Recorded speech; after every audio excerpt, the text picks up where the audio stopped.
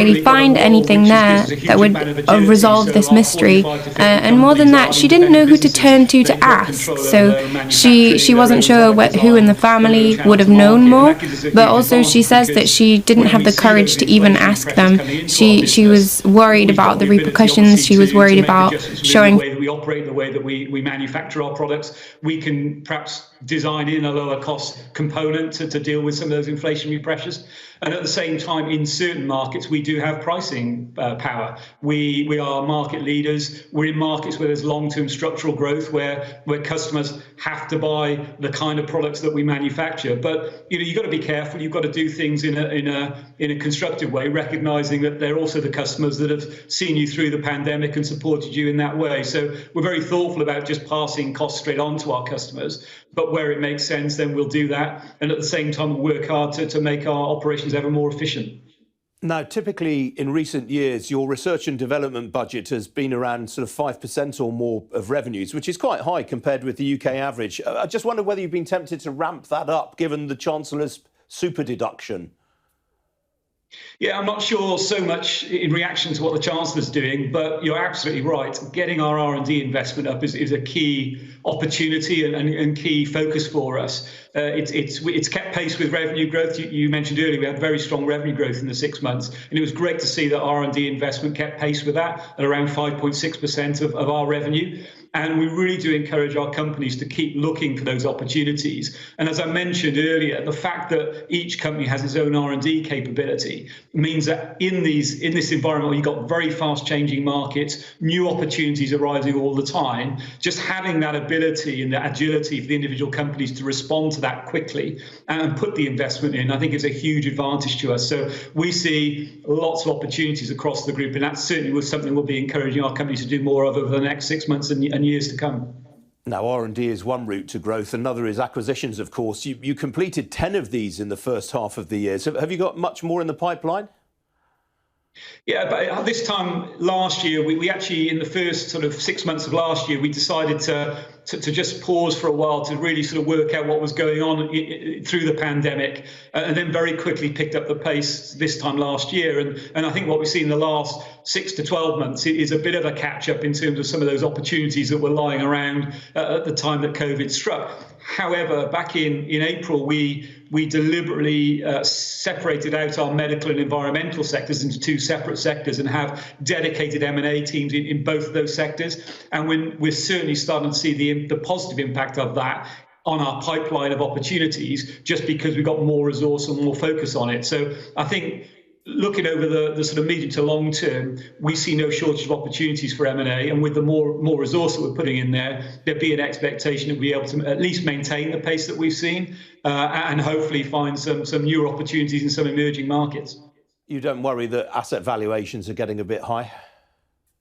Yeah, you've got to be disciplined. We have a model which is very much focused on acquiring privately owned companies, many of which aren't for sale, with characteristics like Halma. And therefore, you've got to make sure that you're finding those good companies, which involves a lot of proactive conversations with business owners, and then making sure that you're paying a sensible price for the growth that you see for that business. So you're right, at the same time we're seeing an expansion opportunity, we're also seeing an expansion in competition for some of those assets, and we've got to make sure we maintain our discipline. And I'm really pleased with the 11 deals we've done so far this year. Not only are they very well aligned with our purpose of growing a safer, cleaner, healthier future for everyone every day, we've got them at very sensible prices. So overall, keep the discipline, keep focusing on what we've done well for many years.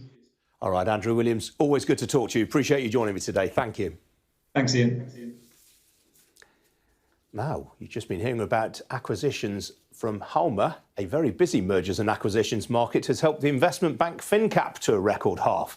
Sales rose by 55% in the 6 months to the end of September to a record £31.7 million, while pre-tax profits on an adjusted basis rose by 67% to £7.2 million. Well, joining me now is FinCap's Chief Executive, Sam Smith. Sam, very good morning to you. Obviously, this performance has been driven by a 75% rise in deal and advisory fees. Is this sort of pace of growth going to continue? Well, it's been an exceptionally busy period for the M&A side in particular. So our capital markets division has been broadly the same as last year. So still continue to be busy, but M&A has been the sort of standout where things have got very, very busy, and we expect that to continue for at least the next 12 months. So there's plenty in the pipeline then? Plenty in the pipeline at the moment, yeah, lots going on. And what about the IPO market? So on the IPO side, we've obviously seen things soften in recent weeks.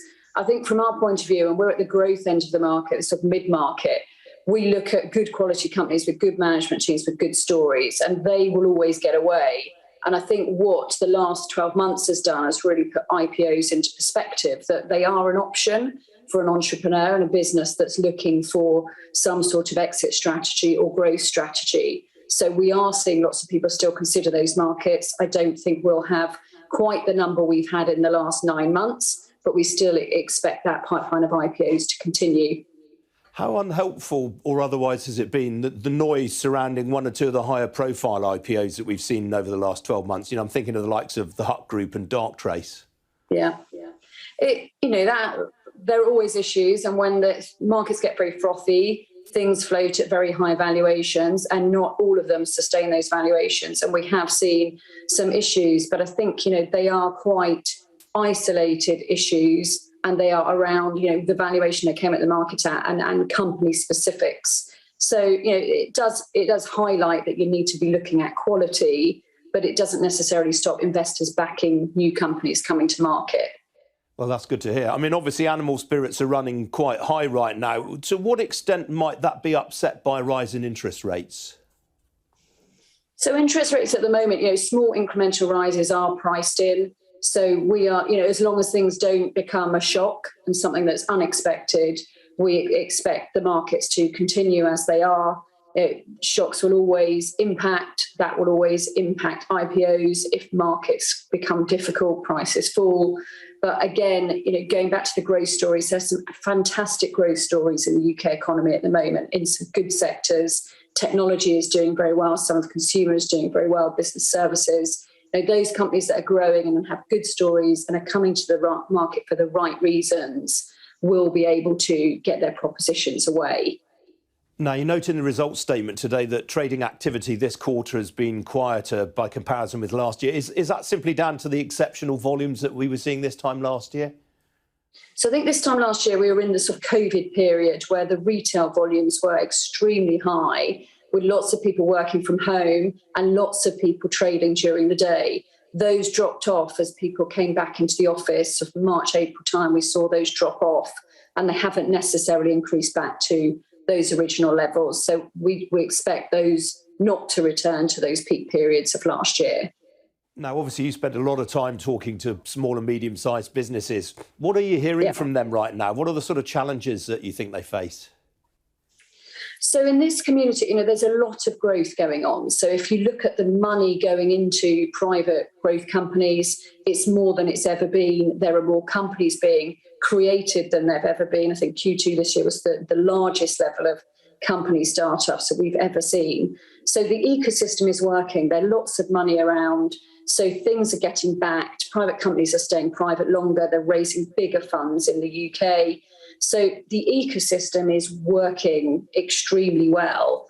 I think it's now, what happens with the stock markets, with the equity markets, with M&A. There's a lot of dry powder. Companies are looking for growth. They're looking to acquire things. They're looking to be active. And so we expect companies to be looking for growth, and the government are looking at regulations, that sort of thing, to try and help that happen. And it's more regulation. Small companies don't need more. They just need to get on with growth. We've had a very difficult 2 years. Anything to focus back on the growth agenda is really important. You've just made a really interesting point there about the amount of dry powder out there. There's obviously private equity is awash with money right now. Is there a danger that public market investors lose out with these businesses staying private for longer? I don't think losing out is quite the right way to put it. I think, they are getting bigger. So when the companies come to market, you are getting a more robust business with a track record that's been around for longer. So definitely the public markets are backing later stage IPOs. We've seen that trend over the last 10 years, really. The companies are IPOing later and later. But in our mind, that's not a bad thing because you've gone through, maybe the painful ups and downs or things haven't worked under private equity ownership. And then you come, when you're ready to the market. So there's still plenty of companies that want to come to the market. There are plenty of companies that can get backed by PE. I think there is more than enough for everybody. Now, you mentioned just now the fact that new business formation is quite high at the moment. I mean, you've spoken a lot in the past about entrepreneurship and the need for more of this to be taught in schools. I mean, you must be quite encouraged by that. Oh, it's great. And, we did something in the summer. We put entrepreneurship into secondary school curriculum with a company called Your Game Plan. So that's in about 1,000 secondary schools. So we're a great believer in entrepreneurship in the curriculum is really vital to get kids life skills and to really sort of start doing something about the social divide. Anyone can be an entrepreneur with the right skill set. So we launched in the summer, in August, something called the Side Hustle, which was 14 to 18-year-olds coming up with their ideas. And it was an unbelievable group of people with some really great, side hustles or business ideas. And you can see that is, what that generation is starting to think about. And I think that's what we need in terms of coming up with ideas that are going to create answers to climate change, to technology, to workplace culture, all the things that need to start moving in a different direction. That's coming from those people. So we're really excited about new companies that are being set up and also the money that's going in to back those new companies. Sam, good to hear someone talking about side hustles without mentioning MPs for once. Lovely to see you this morning. Come back and see us again soon. Thank you. Thank you, Ian. Well, still to come here on Ian King Live, we'll be taking a look at how global markets are doing this Thursday morning. Don't go away.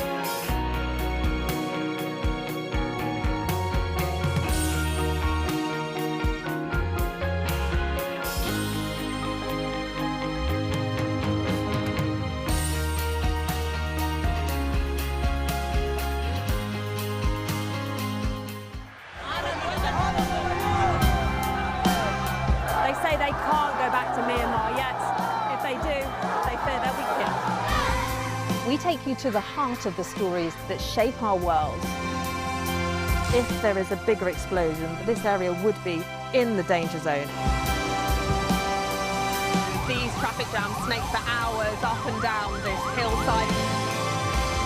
We know that 800,000 people have been displaced. Hong Kong is not China! I think experiencing the 2 million person march in Hong Kong, that was a moment.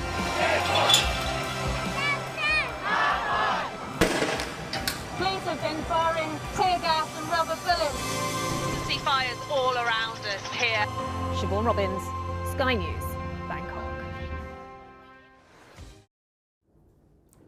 Welcome back. Let me tell you what's been going on in the markets today. And the oil price traded below $80 a barrel last night for the first time since the 7th of October. It's continued to trade at around a 6-week low this morning. That follows news that China is set to release some of its strategic crude reserves in what appears to be coordinated action with the United States. A barrel of Brent crude at the moment hanging on to $80 a barrel. It's currently $80.05. That's down 0.25%. Well, on the equity market, stocks in the Asia-Pacific region have largely fallen overnight following last night's declines on Wall Street. Tokyo, Hong Kong, Shanghai and Mumbai all finished lower, only Sydney bucking the trend.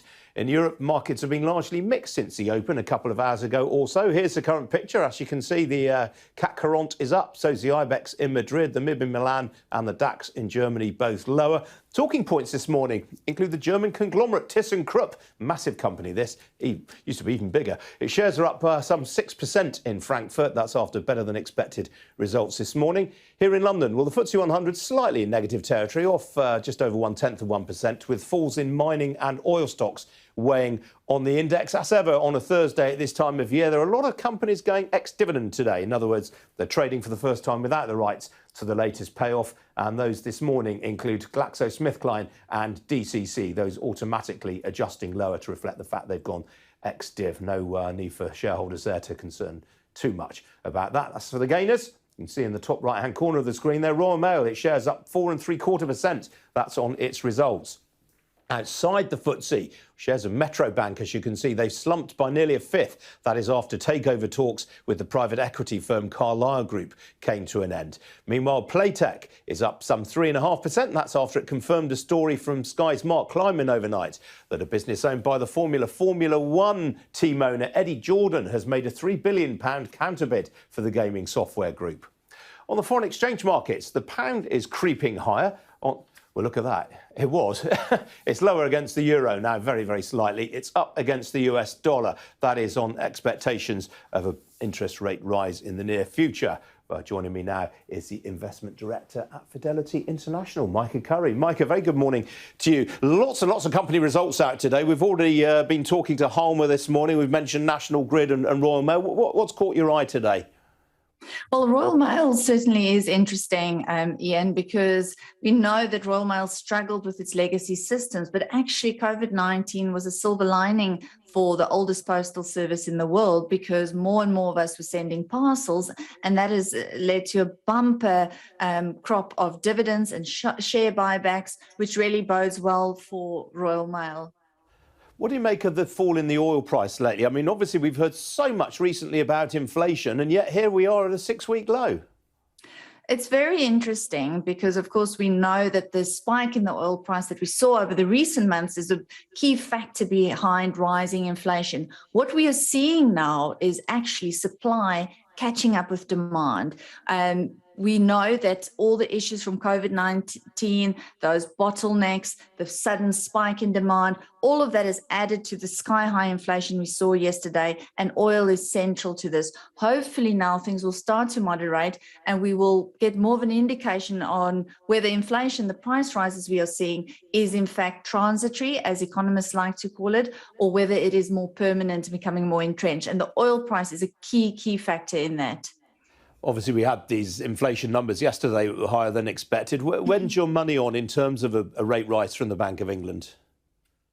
Ian, it's looking all the more likely. I think December is probably on the cards for a rate rise in the UK. The question is whether the bank should raise rates, because interest rates are typically raised when you've got a very buoyant economy where there's a lot of demand. But the reason prices are going up is not because there's a lot of demand, there's a lot of economic growth. The reason prices are going up is because of those COVID-19 induced factors, the bottlenecks, the supply chain issues. So they're walking a very tight rope. But I think it's inevitable that interest rates will rise incrementally. The problem with that is that it puts more strain on a consumer that is struggling with a rapidly rising cost of living. Well, moving away from the market, today is Equal Pay Day, which I know you're keen to talk about. For the uninitiated, what is that? So Equal Pay Day, in essence, is the day that women stop earning relative to men. Today is Equal Pay Day, and the reason women stop earning is because of the gender pay gap. The bad news, Ian, the really disappointing news is that the gender pay gap has worsened from last year. It has got wider, and a lot of that's got to do with the pandemic. Women have borne the brunt of the lockdowns of the pandemic, still the high watering cost of childcare, specifically in the UK. We know British parents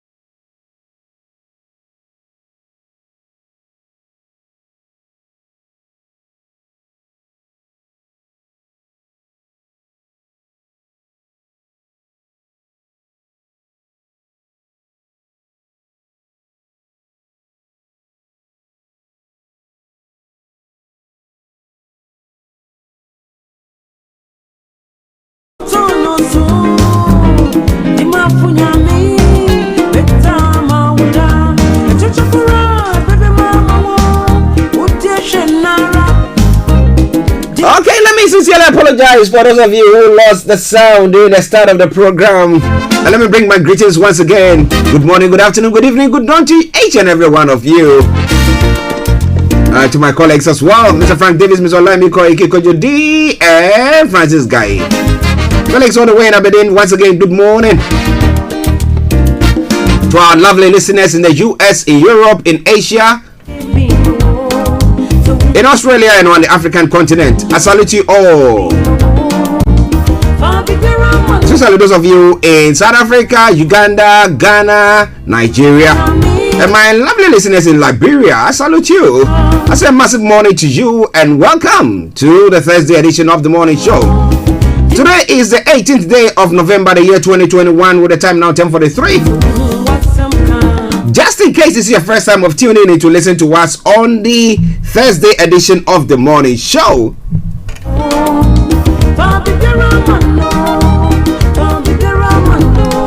this is how the program goes. I'm going to bring you the course of the day, the weather forecast will follow suit, then the travel update as well. We'll move on from there to have a look at some of the stories making the rounds across the globe. I've dubbed it Global Trotting.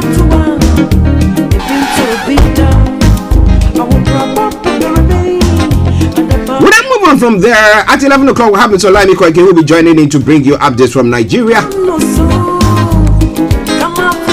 Then we continue with other stories making the rounds across the globe. At 12 o'clock, the lines will be open for you to add your voice to the discussions. But before that, if you want to do so, you can post your comments on our Facebook page or on our text or WhatsApp line. The number is 075396617440, 0753966174. And then exactly at 12, when the lines are open, you can join in. Let your voice be heard there as well. But you can send a voice note. You know, I'll be able to play that as well. Then exactly at 1 o'clock, we bring the curtains down for the end of the program. But during the course of the program, I'll be having Kojo D, Francis, Guy, Frank, Felix, and every one of you joining in there as well, making their voices heard on particular issues that is of interest to them. Okay, so welcome.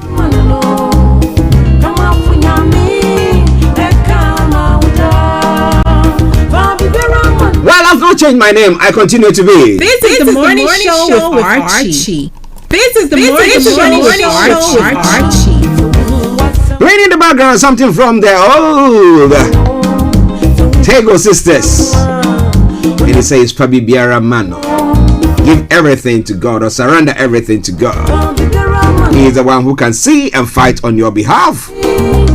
Okay, the quote for the day says, your expression is your billboard by the highway of life. It is your first means of unspoken communication and your most powerful advertisement, your expression.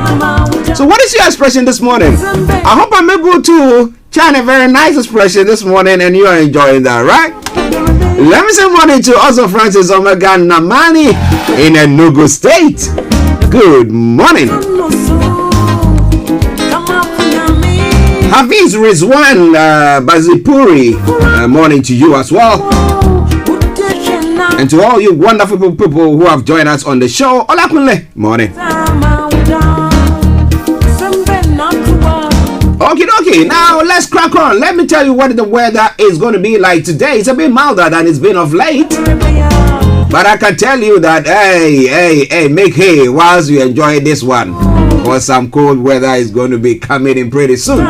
Yes, so today for London and the southeast of England, this afternoon we'll see increasing cloud amounts, but there will be continuing dry spells in places staying dry and mild. And this evening and overnight, it will be cloudy and largely dry, although occasional clear gaps between the cloud may break, though at times there is also the chance of isolated spells of drizzle. Now, when it comes to the temperature is going to be 15 degrees. The lower is going to be 11 degrees. I told you it's milder. UV level is going to be low. Pollution is going to be low. Sunset 16:08 hours, and sunrise for tomorrow morning 07:23 hours. That brings us to the end of the weather forecast for you. 10:47. Take a quick break, and I bring you the travel update. Stay tuned. Don't you go away. Don't worry. I'll bring you the full length of that song. You will enjoy it. Stay tuned. Hello, lovely listeners. Tune in to the renewed show with Charlotte. Make it a date to listen to me this and every Thursday at 5 p.m. on Starr Radio UK. Tune in to an hour of power, an hour of encouragement, an hour to inspire you to stay positive and strong in this season. See you there and listen. Check it out.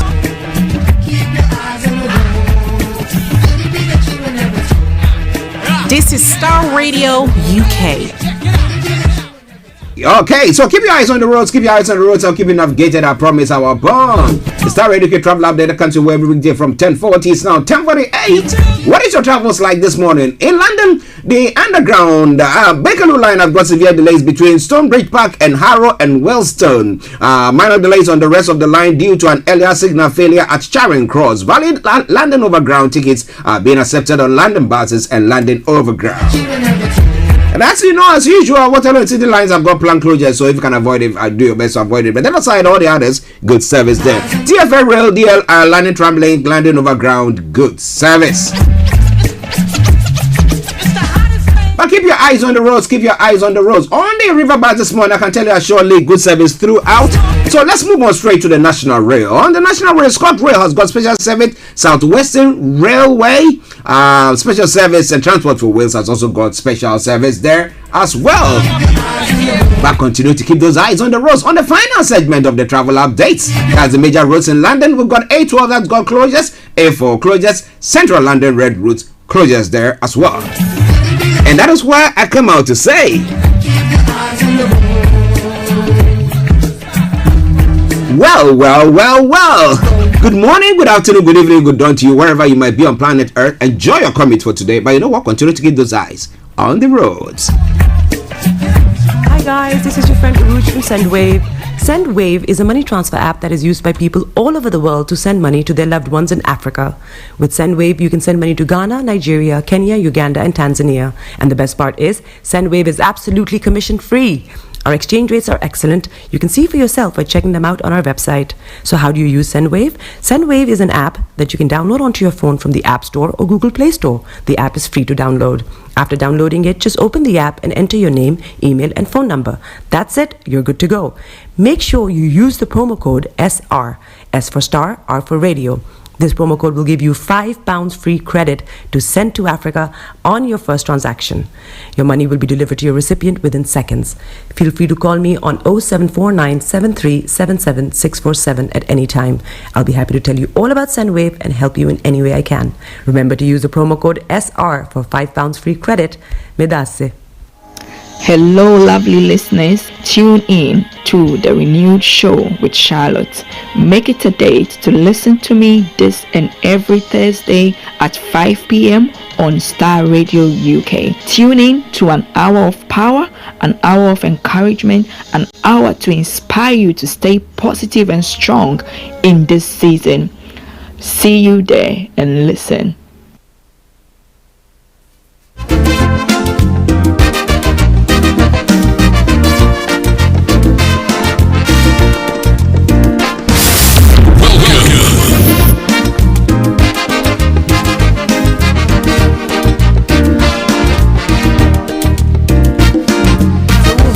Welcome back to the program Starr Radio UK, your favorite African and Caribbean radio station in London. Okay. Now, what is happening when it comes to the news that is making the rounds across the globe? As I will say all the time, get yourself a very hot or cold drink, whichever is appropriate. Get yourself seated or standing, hold on to something. Yes, though bumpy it might be, yet we will get to our destination. I'm here at the helm of affairs, and therefore, for sure, you are assured of a safe arrival. So wherever you are, stay tuned. Well, let's go global trotting. Well, here in the UK, rail upgrade pledge as leads HS2 leg to be scrapped. The ministers promised faster local upgrades, but the high-speed link from Birmingham to Leeds is to be cut. We'll bring you more on that. The blooming cost of this HS2, and now they decide, okay, let's cut some or scrap it. Okay.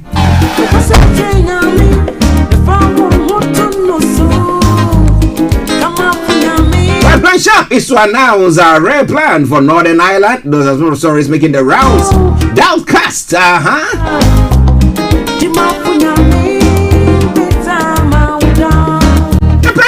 The Prime Minister yesterday had a very tough time in the House of Parliament, you know, from the PMQ to inquiry there as well, facing some committee.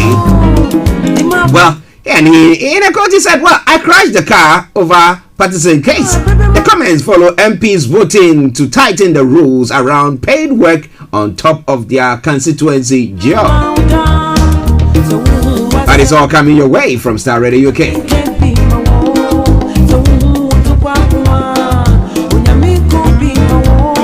Well, employers have been urged to stop asking about salary history. A campaign group says inquiries about previous pay when recruiting increases the gender pay gap.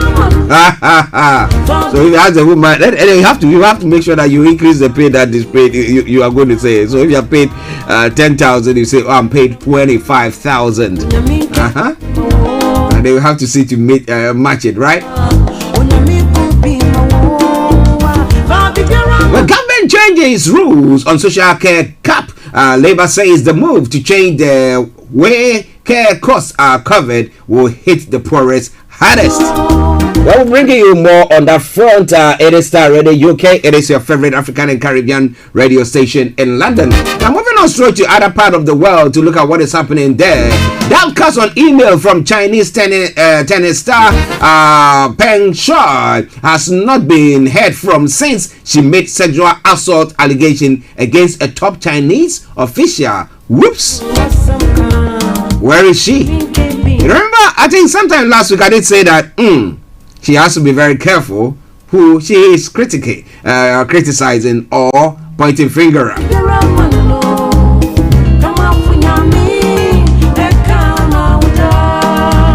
Greece has begun an espionage trial of 24 aid workers. Human rights groups have called the trial a farce and called for workers' release.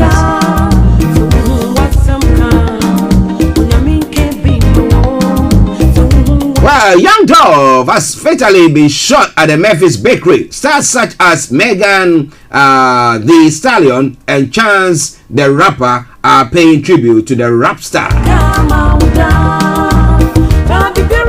We'll be looking into that as well. The Supreme Court in India has reversed an order that cleared a man of sexual assault as there was no skin-to-skin contact. And then this man was smart. He might have used condom or something. So we said, well, there wasn't skin-to-skin contact. All right then.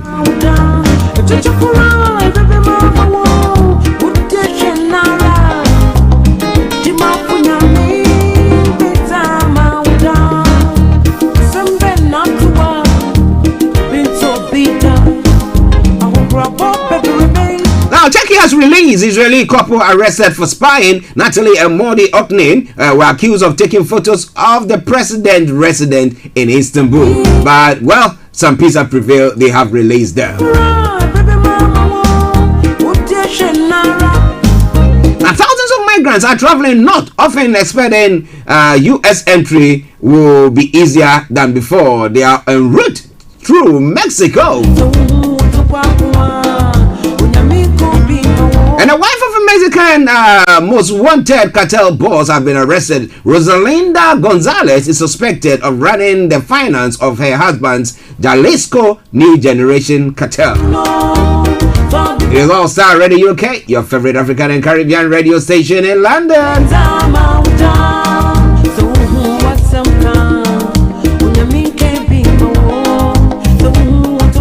When it comes to the African continent, continent. Yeah, Nigeria risks U.S. arms embargo over alleged protesters killing by soldiers.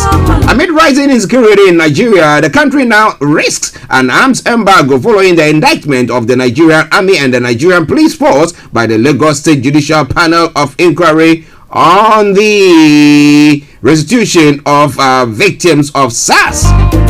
Well, Mr. Olayomi will be telling us more about that. And 8 killed, vehicles burnt as speeding tanker truck collide in Ogun State. Let me say good morning to Ismaila Ajadi Subru. Says good morning, end Nigeria now, Yoruba nation now. And the Sultan has urged Buhari to fulfill agreement with ASU. There are some of the stories making the rounds in Nigeria, but a lot more are going to be coming your way. It is Starr Radio UK, your favorite African and Caribbean radio station in London. Then when it comes to the African continent still, we've got 10 more killed in crackdown on Sudan anti-coup protests.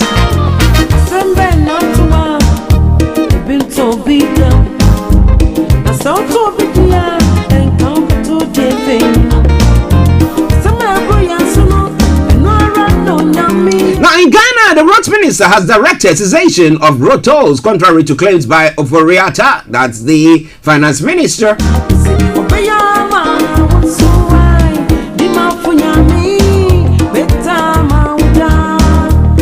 Well, the budget was read yesterday in the Ghanaian parliament. Well, there have been some uproars there. I'll be looking into details as some of them. Remember the Momo. You know, interestingly, I don't know much about that Momo thing. God, I've not used that. I mean, when we do transfers, you just is it a money wallet? I don't know whether that is the same as the Momo. But I would love to have some education on that. Well, and the embattled Medina MP has been spotted in Parliament as well. The beleaguered Member of Parliament for Medina, Mr. Francis Xavier Sosu, has been seen in Parliament. That was yesterday, November the 16th, ahead of the 2022 budget presentation by the Finance Minister, Ken Oforiatta. Well, someone will say that, where the police are arresting then? Well, they can't arrest him. That's why they've not been able to arrest him. Okay, so a lot more going to be coming your way.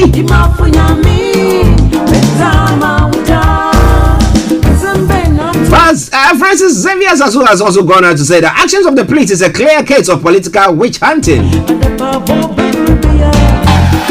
What do you think about all that? It is all Starr Radio UK. Now, what is your take on this Ghanaian budget that's been given various names? And you know, English is the official language of Ghana, right? I know we have Ewe, we have Akan, we have got the number of what languages there. However they name it, this one budget. Now this one they call it Ajinkwa budget. So I was asking myself the question. So let's say that if we have President Mahama winning the next election, would he? Tell his finance minister to name what a budget in Sisala or Malik? What language do you speak? I don't get it. I don't get it at all. Well, that's what Kofi Ali will be ruffled. I mean, he says that why do we try to do all those things? But somebody said that we want to paint it in our own way. Budget named from the African poor. But we'll be looking at some of the details of that budget, the Ajinkwa budget. Ajinkwa means savior. Okay, Starr Radio UK.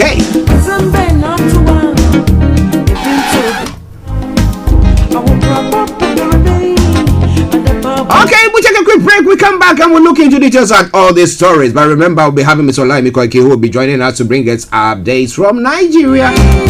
Stay tuned, don't you go away. Enjoy the music.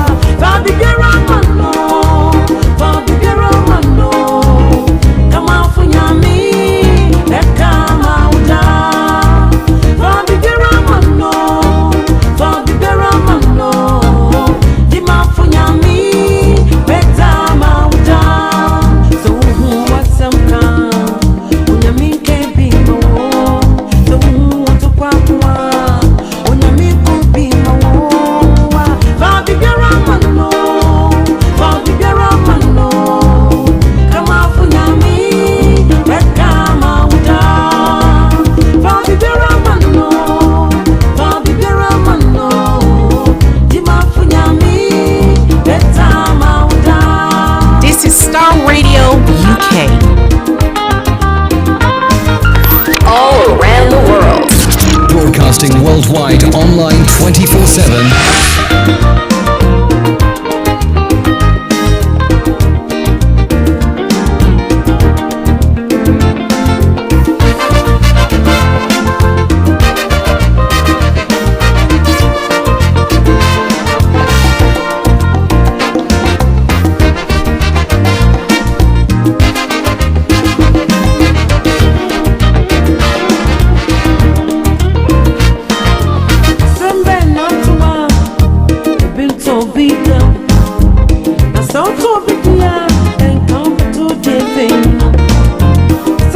This is Starr Radio UK.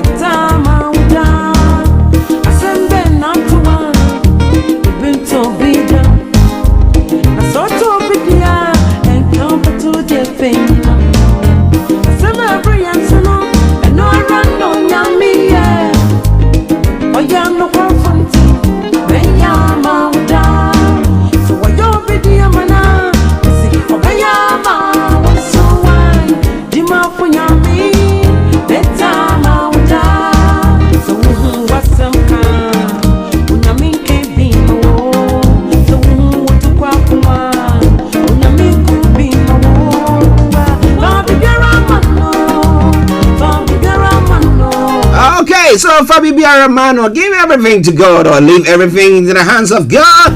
Starr Radio UK, your favorite African and Caribbean radio station in London, visiting some of the oldies. This is from the Tego Sisters.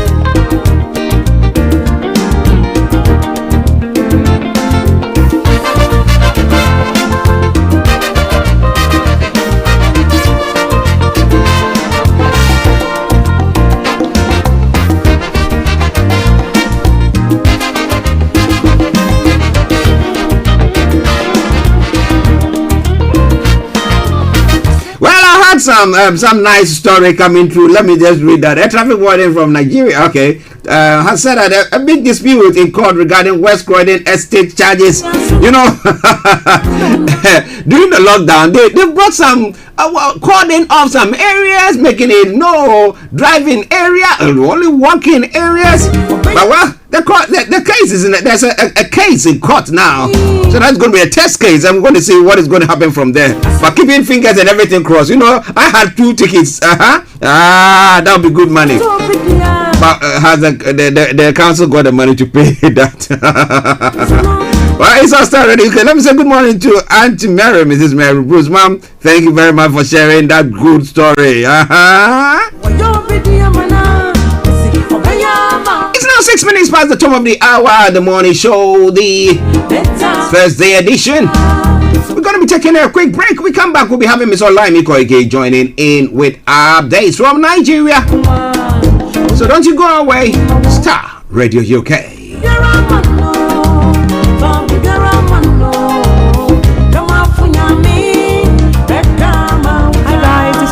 From SendWave.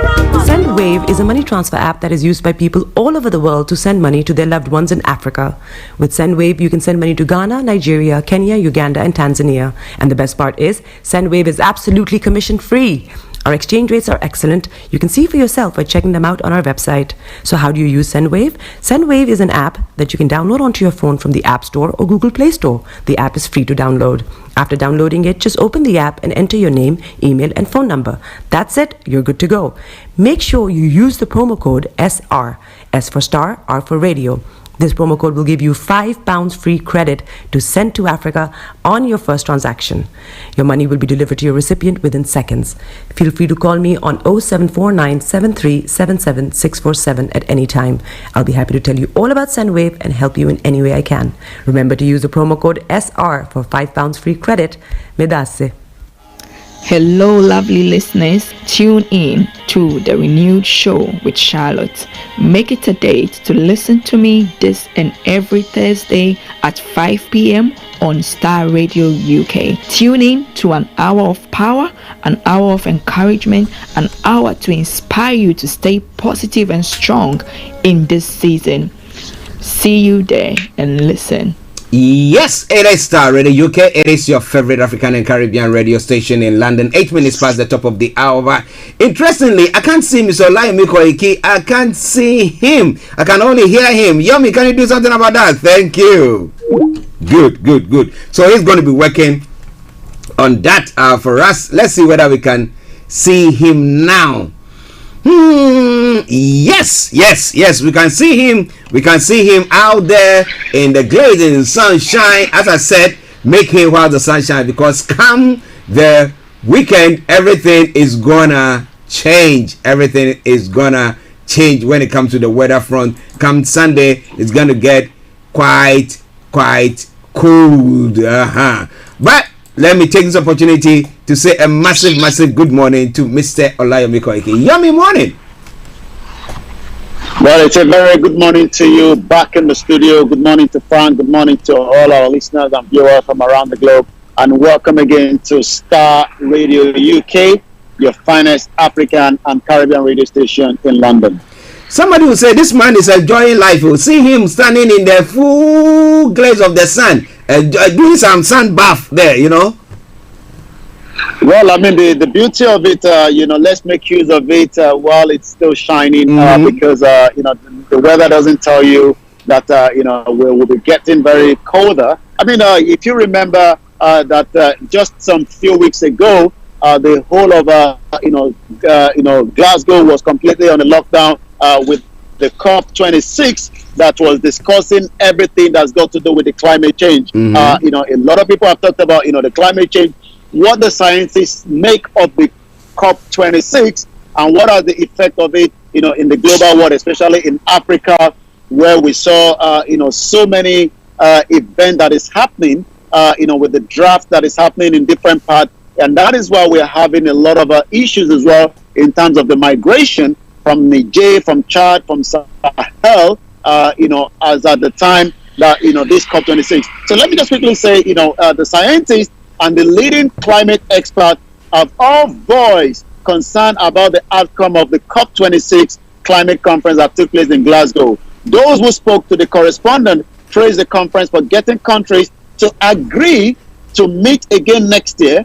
Let's hope next year will be much better, and to pledge deeper emission cuts and the welcome arrangement on the forest, innovation, and especially methanol from fossil fuel extraction and livestock. These are the issues that are still also boiling in terms of the migration of a lot of people coming into Nigeria, because if you remember, there's a lot happening, and it's not just about the terrorists trying to, overthrow the government or whatever that we might think about it, but it's also about the climate change. People are looking for a comfort place to sit. So that's the reason why I've decided to come outside today and enjoy a bit of the sun while we continue with the update on Star Radio UK. Back to all our viewers from Kenya, Nigeria, from South Africa this morning, as we're just about some few months before Christmas. Is the 10th of November 2021. I'll come back slightly back again to you in the studio. Yes, listeners, Mr. Olayomi Koiki, why not enjoy the sunshine there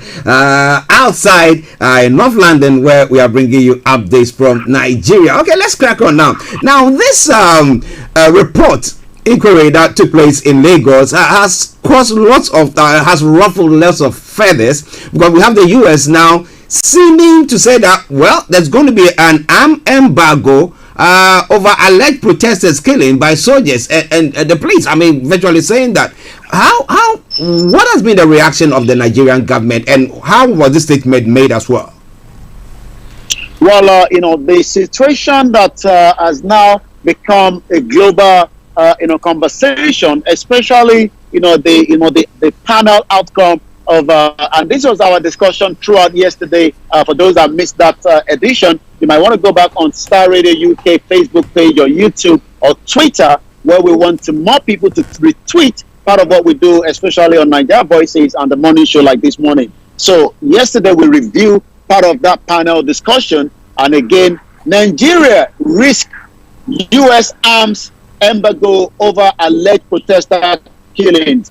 The government has not really fully responded to the panel, but there's a lot of conversation already going. Amid insecurity in Nigeria, the country now risks an arms embargo following the indictment of the Nigerian army and the Nigerian police force by the Lagos State Judicial Panel of Inquiry on the restitution for victims of SARS-related abuses and other matters, which the state at least 9 persons were confirmed dead at Lekki Toll Plaza when the soldiers stormed the toll gate to disperse the #EndSARS protester last year. It's about 309 pages, but for those of you that might want to read through, I would prefer you start from 289 all the way to 309. Mr. Archie, I read through it. Even some of the DCP of that is like, when I mean the DCP, these are like, let's give an example, the police station close to where we are operating in the like studio, the district commission, and then saying that police, and then they're telling you that they are not aware of an atrocity happening at the Home Office building that is not far away from us. And there were just all kind of lies from the police to the military, and that is why the Americans are probably now thinking of arms embargo on Nigeria. Well, interesting. Well, we'll see whether the government will react to that, because like you're saying, the insecurity in the country needs the arms to be able to fight the insurgency and everything that is going on. So if there is an embargo, I mean, at the end of the day, we're going to say that the whole of Nigeria will suffer the consequences. But as whether government is going to sit down and say, because of the ill behavior of some of the soldiers, and therefore they are going to lose all that, I don't think they will do so. So we hope to see what will happen. But when it comes to the recommendation in the report, what are some of them that you noted? Well, I mean, some of the points I noted in that report, like I said, you might want to start from the 289 to 309. Mm-hmm. What I can say is, there was a lot of, atrocity that was trying to be hidden, from not realizing the true fact of what actually happened. Most of the, those witnesses that came out, gave enough evidence that indicate that it was not just the Nigerian military that came down to the Lekki toll gate. Also, after they left with bodies, the Nigerian police also came down there as well. The Nigerian police that were interviewed lied, to the panel that they were never there. I mean, one of the DCP was saying that it was actually in his office, and then he heard about the atrocity the next day on the social media. And you would try to wonder, if a crime is being committed very close to your doorstep, how come you have to hear that crime on the social media? That is something that it has to look into. There was also quite a lot of recommendation, but like you did talk about it, in this headline, the arms embargo that had earlier been placed on Nigeria, which prevented the country from effectively pursuing the war against terror, was during the administration of the former President Goodluck Jonathan. But this time around, the United States, the United Nations, and the United Kingdom and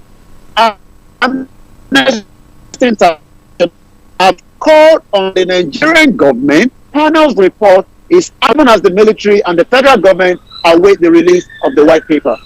Okay. We will also be waiting the release of the white paper. Now that the information has been made public, what can government do about it? Because after all, everybody knows exactly what is in that report. So can government try to do some whitewash, wishy-washy white paper and say that this is what we want everyone to do? Well, we don't know. But it's updates from Nigeria. Share the broadcast with your friends and loved ones. Invite them to like our pages as well. Let's go back to Yomi for some of the other stories making the rounds. Over to you, Yomi. Federal government, is planning to raise the power tariff next month, December, and it begins free meter purchase as well.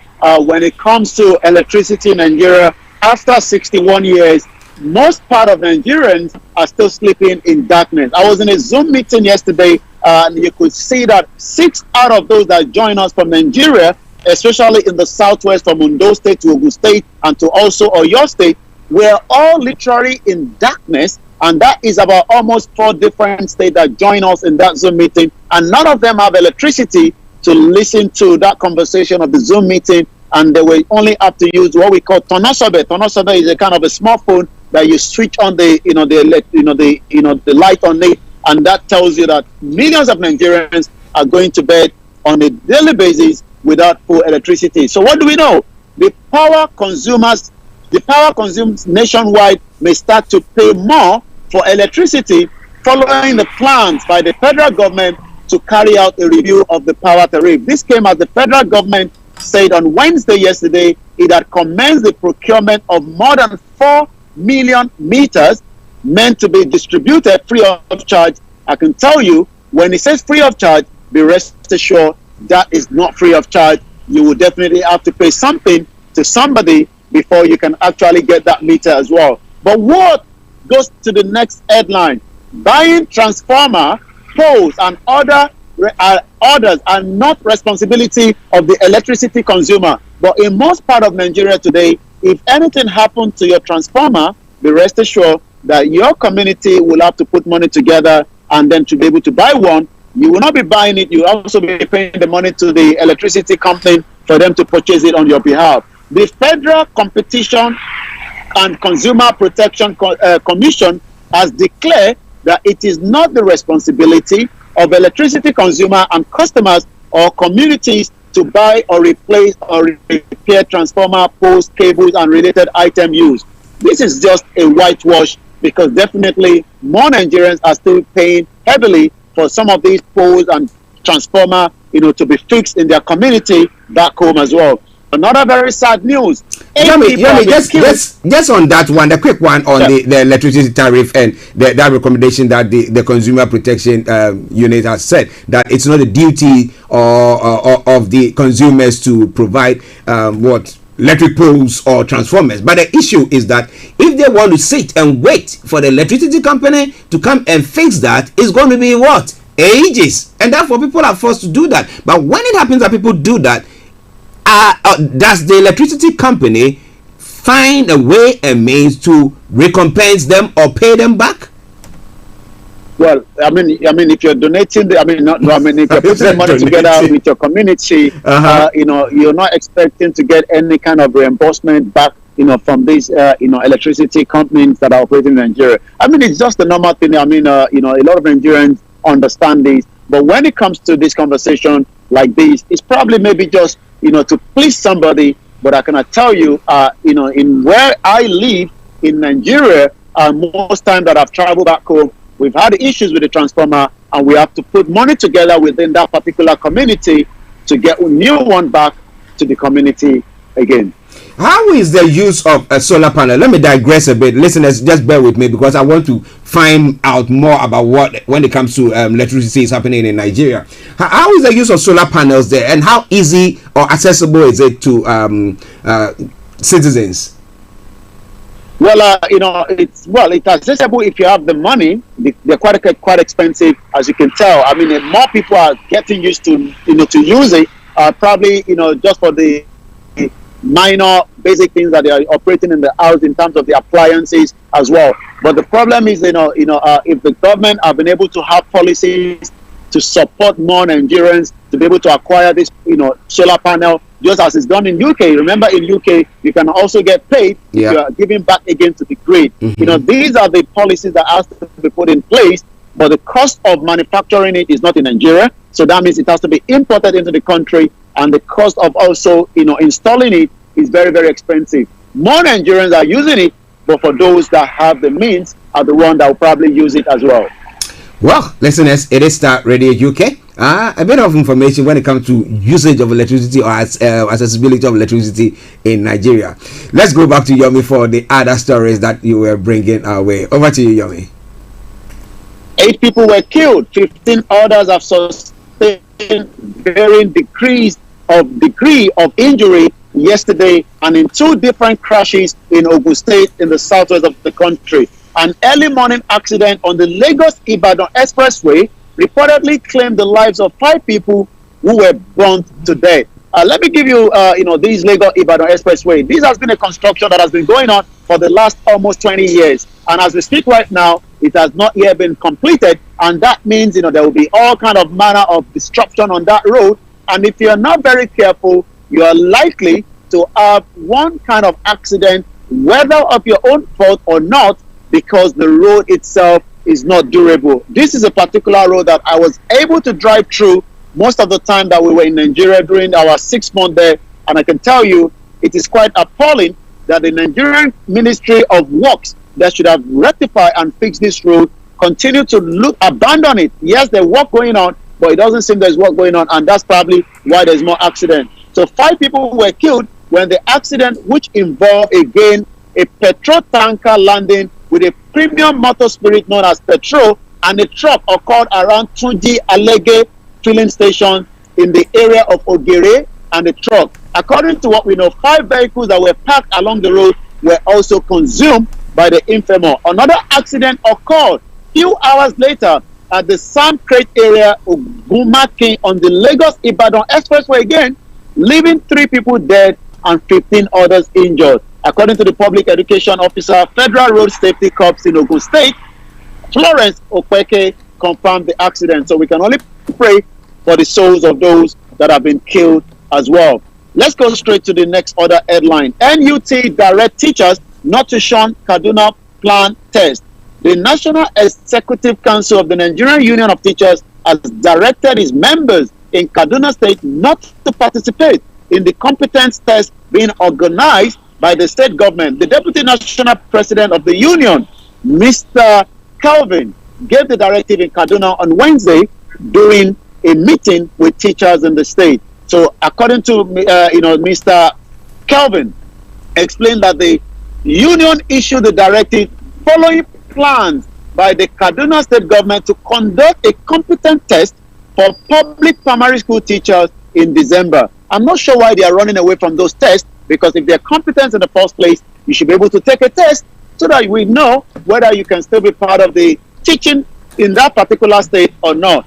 Kaduna State Universal Basic Education Board in July has announced plans to conduct a competent test for primary school teachers to ensure quality teaching as well. So let's go straight to some of the other headlines. Once again, it is still Starr Radio UK, your finest African and Caribbean radio station in London.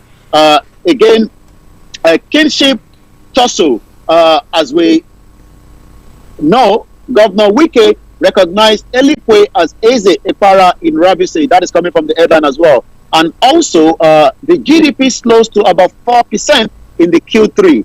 We know that a lot of Nigerians are facing difficulties, especially with the inflation of food prices. You know, the insecurity is having a major problem when it comes to food distribution and food growing in Nigeria. So what do we know? Nigeria gross domestic product has now slowed down to about 4% in the third quarter of this year, compared to about 5% in the preceding quarter, according to the National Bureau of Statistics today. The GDP measures the country's economic performance from time to time. Statistician General Chief Executive National Bureau of Statistics, Dr. Simon Ari, at a media briefing said a negative impact of COVID-19 pandemic has also continued to have impact on the performance of the economy. So a lot of Nigerians are facing hardship. Just today alone, I've got about almost 30 Nigerians that are coming to us to say, we have, in need of 3,000 naira because their mother is in the hospital. One of the son has been injured with the hot water, and you will wonder why, a country that is blessed with so much natural resources, but yet some of these is not going to the basic people at the bottom of the country as well. Let's go to what the Sultan of Sokoto is saying this morning. According to the Sultan of Sokoto, Alhaji Sahid Abubakar has urged President Muhammadu Buhari to ensure that the federal government honor the agreement it reached with the Academic Staff Union of University known as ASU, so as to prevent another strike. We know that there was a strike in the previous year that led to almost 1 year of some of the students to stay at home, and some of them were probably pregnant before they were returning back to school, because it becomes more nothing to do in the house. Buhari, who is a visitor to the university, was represented at the ceremony by the Deputy Executive Secretary Administration, the National University Commission, Chris Mayaki, speaking. The Sultan, I would like to request the visitor to please look into the request by ASU. An ultimatum has been given to the government by ASU. I would like to call on the government, look into ASU request. While the agreements were reached upon, uphold such agreement, as Muslims we know that the Almighty Allah do not say what He cannot do. It is terrible in the eyes of the Almighty to say what you can do. If the government has entered into any agreement with ASU, please render such agreement so that our university can remain open and our children remain in the school for the betterment of a great country. I'll come back again to you in the studio, as it's just about almost 2 days from today that Chief Sunday Igboho will still be held in Benin Republic. It is Star Radio UK, the morning show. Yes, listeners, Mr. Olayomi Koiki bringing you updates from North London, from Nigeria. Okay, but interestingly, a couple of stories that I wanted us to have a look at. When it comes to free education in Nigeria, you said you don't see anything of the sort. Now, when it comes to healthcare, do the ordinary citizen get some basic healthcare, at least basic one, before when things are maybe a bit over the top, then we say that people have to pay, or you have to pay from the scratch? Well, you have to pay from the scratch only if you're probably lucky to be working with a private company that is probably paying for that healthcare, and they will be giving you the opportunity as a staff working with them. Like I say, the reason why so many Nigerians are coming, online, to secure this kind of assistance is only because, there is no help coming at all for them. It is sad, because when I see stories like this, then I ask myself, why won't people do bad deeds just to make sure that they can get somebody? Somebody is desperate, assuming somebody has their parent, their child, their partner in hospital, and they think that the only way is to go to rob somebody, because there is nothing, no safety net to support them. Why wouldn't they involve themselves in such things? And the government sits when people are demonstrating and saying things like that. All that they know is to come after them, crack down on them. I mean, so what does the government use all those monies, those monies from the oil and all those? What do they use it for? Because a road that is being constructed 20 years is still being constructed. Right,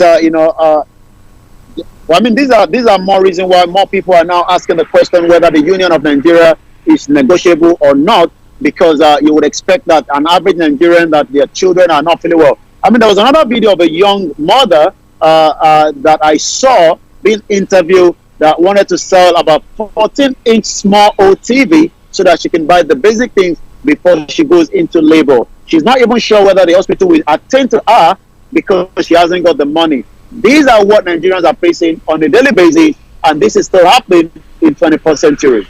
No wonder they say it's the poverty capital of the world.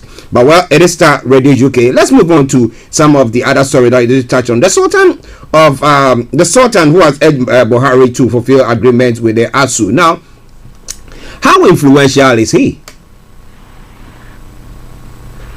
Well, when we talk about the Sultan of Sokoto, it's very, very influential because he's one out of so many of the emir that you might talk about in the northern part of the country. It's a very, very powerful position to hold, and when you have this position, you are more like not just a big say in the country, but to the international global community as well. It is the 20th Sultan of Sokoto, as the Sultan of Sokoto is considered the spiritual leader of the Nigerian Muslim, roughly 50% of the nation's population. He was born on the 21st of August 1956. He's actually 65 years old, and like I said, he is the 20th in that position of the Emir of Sokoto, the Emir of the Sultan of Sokoto rather. Well, listeners, it is Star Radio UK, still bringing you some updates from Nigeria. But let me just chip this one in. Sorry that I've come across from Nigeria. A group within All Progressive Congress, that's APC, Nigeria for Nigeria's Youth Alliance, has stated that President Muhammadu Buhari and members of the party from the north are virtuously bound to support the presidential bid of the national leader of the party, Asiwaju Bola Ahmed Tinubu, in the 2023 general election. To us, no other person in the south fits the bill to take over from President Muhammadu Buhari than Asiwaju Bola Ahmed Tinubu come 2023. The question is 2023 going to happen or not? Yomi, and that statement, is it a fair statement? Well, I mean, there's going to be a lot of politicking that is going to start from the next couple of months. We're going to start seeing the drums of election, which is about 449 days from today before the 2023 general election. There's a lot of different stakeholders that believe that the country has to go into the restructuring stage before we can even talk about 2023. And there are some that says it is just about the total self-independence out of Nigeria. Yes, the national leader of the APC, like you talked about, Bola Tinubu, has been, one of the contestants. But those around him have been saying that he's the one that is fit for that cap. There's already a slogan that has been issued on his behalf, which is called Swagger 2023. So that means, there's a lot of people, probably from the southwest and people from the northern part of the country, that believe that he is the next person that is fit to take over, President Muhammadu Buhari. But the question a lot of people are asking as well is the northern part of the country ready to relinquish power back to the southwest in terms of the rotational that has been done? Because they believe that they have not completed their term, even though Buhari is from the northern part of the country. They believe that they still have the 4 more years before it can go back into the rotation. So it's all about, the southeast. Some did not believe that the election should hold like those that are from the IPOP. They believe that it is a self-determination and the free of their leader, Mazi Nnamdi Kanu. But there are some groups in the southeast that are also clamoring for the Igbo presidency because they are saying that they have been marginalized for a very long time and the presidency must now come back to the southeast. So there's a lot of bug out there. Whether 2023 will hold, as Pastor Enoch Adeboye say, who knows? We will have to wait and see, as the countdown to 2023 is already on our time clock, as today is about 479 days before that election. 479 days before that election. What do you think? Should it come on? Should there be reforms before that? Will the government accept to make reforms? Well, they're saying that if you have a take, go to the houses of representatives and make your case there. But we know that the northern sector has got lots of representatives there than that of the southern. So how will they win that? Let me say good morning to Amza Oluwasegun DB. It's Nigeria elites and politicians are just like 6 and half a dozen. Okay, interesting. Well, Starr ready. Continue to share the broadcast with your friends and loved ones. Let's go back to Yomi for some of the other stories. Over to you, Yomi. We go straight to the social media, and the one that is actually locked down, the social media in Nigeria is none but the only Davido. And you might want to ask why Davido is trending in the last 48 hours. He actually came online or probably sent out a video to say, if any of my friends out there can give me ₦1 million, I'll be so happy. I know you, so please do the needful. ₦1 million is just about equivalent to about £1,300 of the exchange rate today. As at now, the account balance, which has been screenshot on his Twitter feed, is reaching almost 160 million naira, which is equivalent to almost about $350 million. So you might want to ask, how come, he has a lot of friends that can donate those kind of money, but this is part of where we live in the social media of today. And I can only say he's still trending with that figure of money. He said he needed 100 million naira to release his vehicle that has been imported into the country, and it seems he's got more than enough and a balance left out there. So let's touch some other headline from the social media this morning. So literally, the video has now outshined the hashtag #EndSARS that we were trending about 2 days ago. That is no longer trending because more people now are going to the video's page to see how much has been there in terms of the account balance that is left over in his account, because he has been screenshotting it as well. So what a very interesting time that we live, where you can literally say to your friend, please do something, and they're actually doing enough as well into the bank account. So let's go back again to see some of the other news as well. According to these, our heart goes out to all the missing in the Lagos toll gate massacre. Nigerian government continue to deny the killings. Until this day, the time to hold Buhari government accountable for all this senseless killing is now. Also, according to some of the news that is trending, Joe Biden sold military jet to Buhari's government, even with the high level of human rights violations ongoing in his regime. The U.S. government have also removed Nigeria from the list of religious freedom violators after thousands of Christians were slaughtered under Buhari, according to Sonto Okonkwo Shem at POTUS. I think he's responding back to the U.S. president there. Reno Omokeri dear Nigerians, I don't need you to send me 1 million naira to prove you love me. All I need is for you to prove you love Nigeria by signing this petition to send Buhari to prison for hashtag Lekki massacre of hashtag NSAS protesters here. So that is another interesting one out there. So I'm going to take one more, then I'm going to come back again to you in the studio. It is Starr Radio UK, your finest African and Caribbean radio station in London. According to Amnesty International, why was the light at the toll gate switch off before the attack on the protesters with a question mark?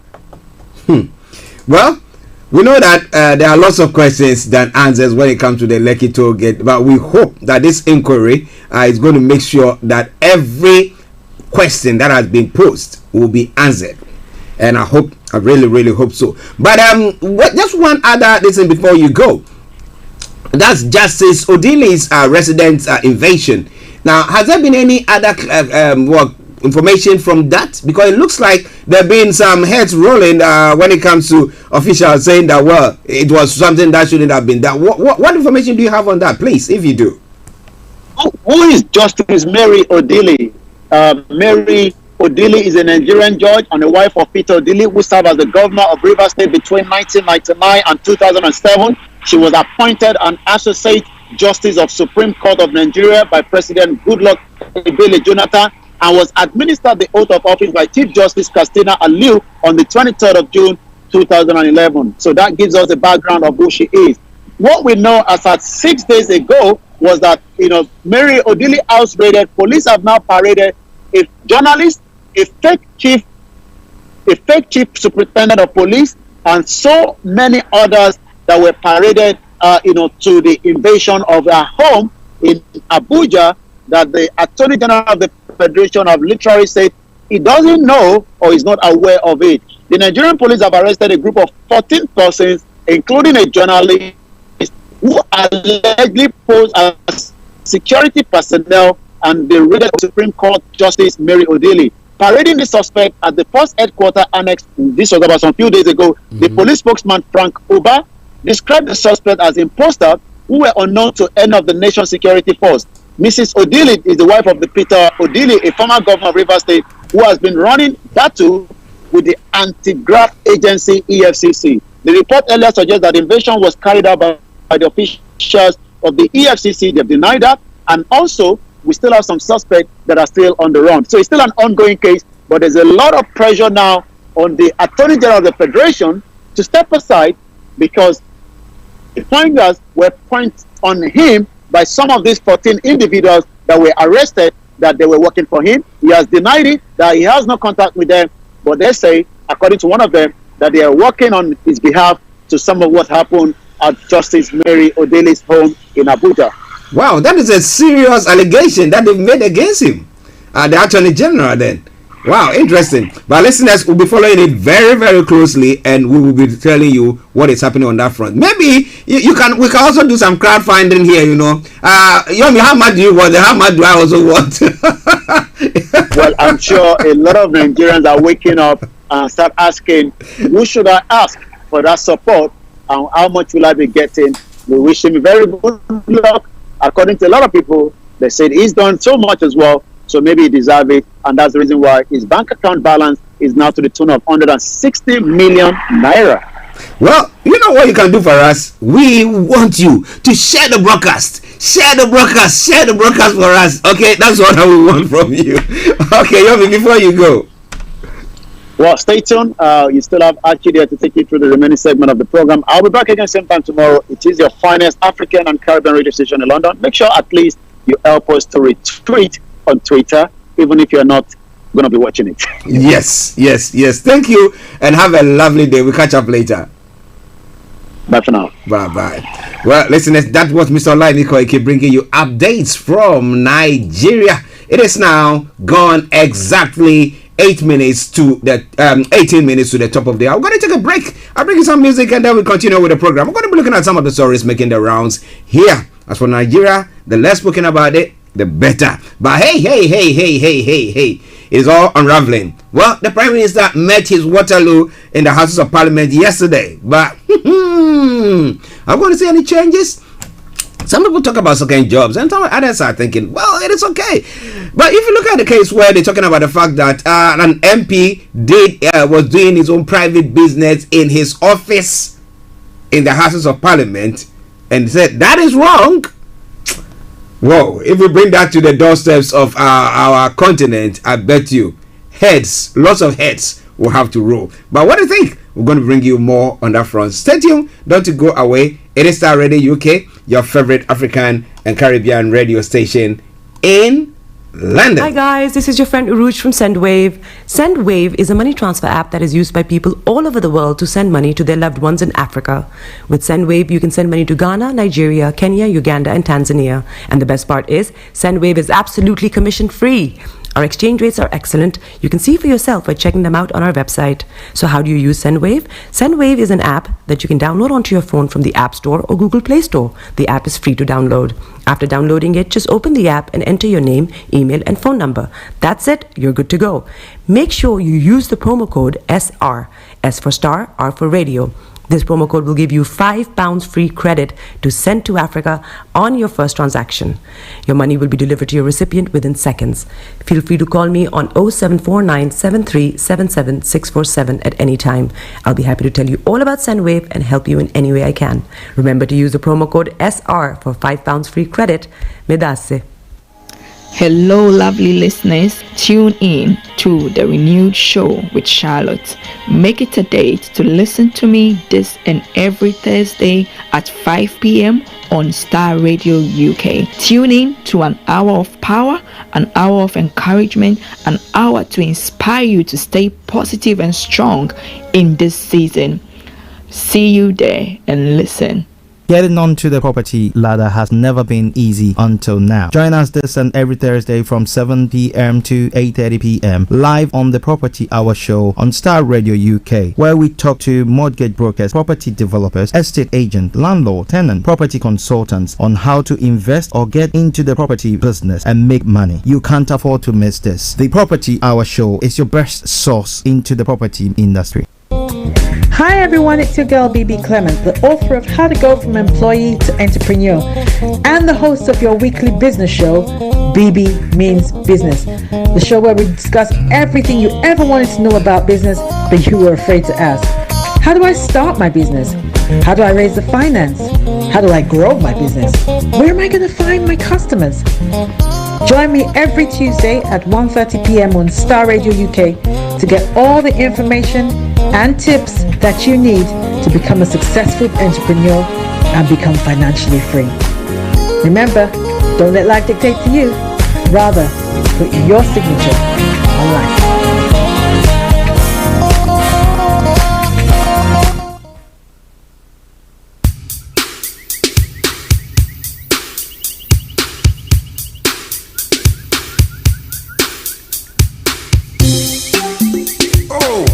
Eja onyame womba for a bread.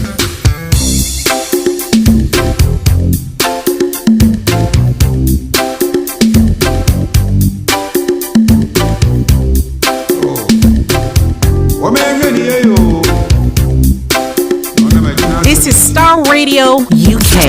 Broadcasting worldwide online 24/7. In your car, at work, at home, on your smartphone. Starr Radio. Radio for the people, by the people.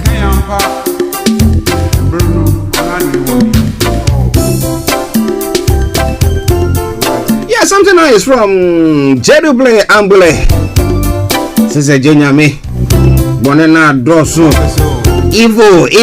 Oh my goodness. But what do you think about all the stories we touched on so far? You want to know more? Continue to stay tuned whilst we continue to bring you more on those fronts. But hey, this afternoon, exactly at 5 o'clock, it will be unraveling again to be coming your way. What am I talking about? The Womba renewed show with Charlotte Odun. And today, the topic is Stop the Roller Coaster. What roller coaster? Are we in a game park or something? Well.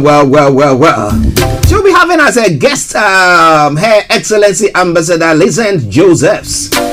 who is Apostle of God, FGKM, UMP's ambassador, CEO, and founder of what? Coach and an entrepreneur as well. Okay, make sure you make a date with them exactly at 5 o'clock. Then after that, exactly at 6 o'clock, we will bring you a repeat broadcast of what happened here on last Tuesday at 1:30. That is BB Means Business with BB Clement. Stock taking. Yeah, make sure you make a date with her. And then after that, at 7 o'clock, we'll be bringing you the Property Hour with KB Bossman and Vicky Newton. Then I'll bring you their lovely guests. Or guest, whichever it is. So make a date with them on that. It is Starr Radio UK. It is your favorite African and Caribbean radio station in London. Enjoy this song and I'll be with you. Don't you go away.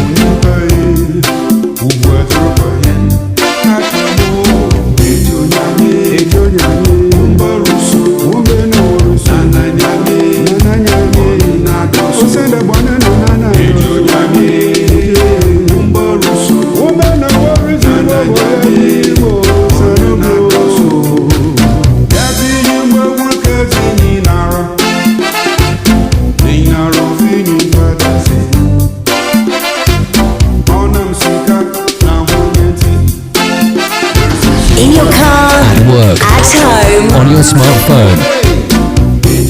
This is Starr Radio UK.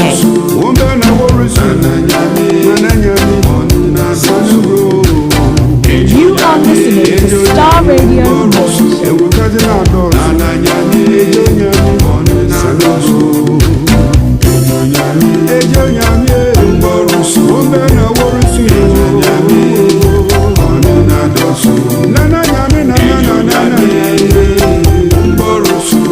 Well, something from the old Jeduble Ambule. It sums up what is happening on the African continent, or somebody will say, well, this is across the globe.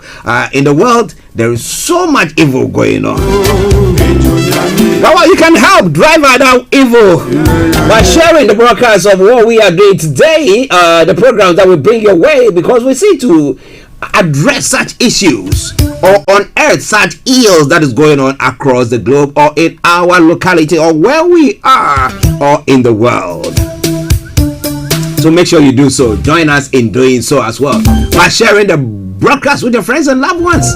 We are streaming live on all the social media platforms, from Facebook to Twitter to Periscope, name it, we are there. YouTube, and we got our own dedicated app. If you go on the app store, whether it's iOS or Android, just type in Starr Radio Global.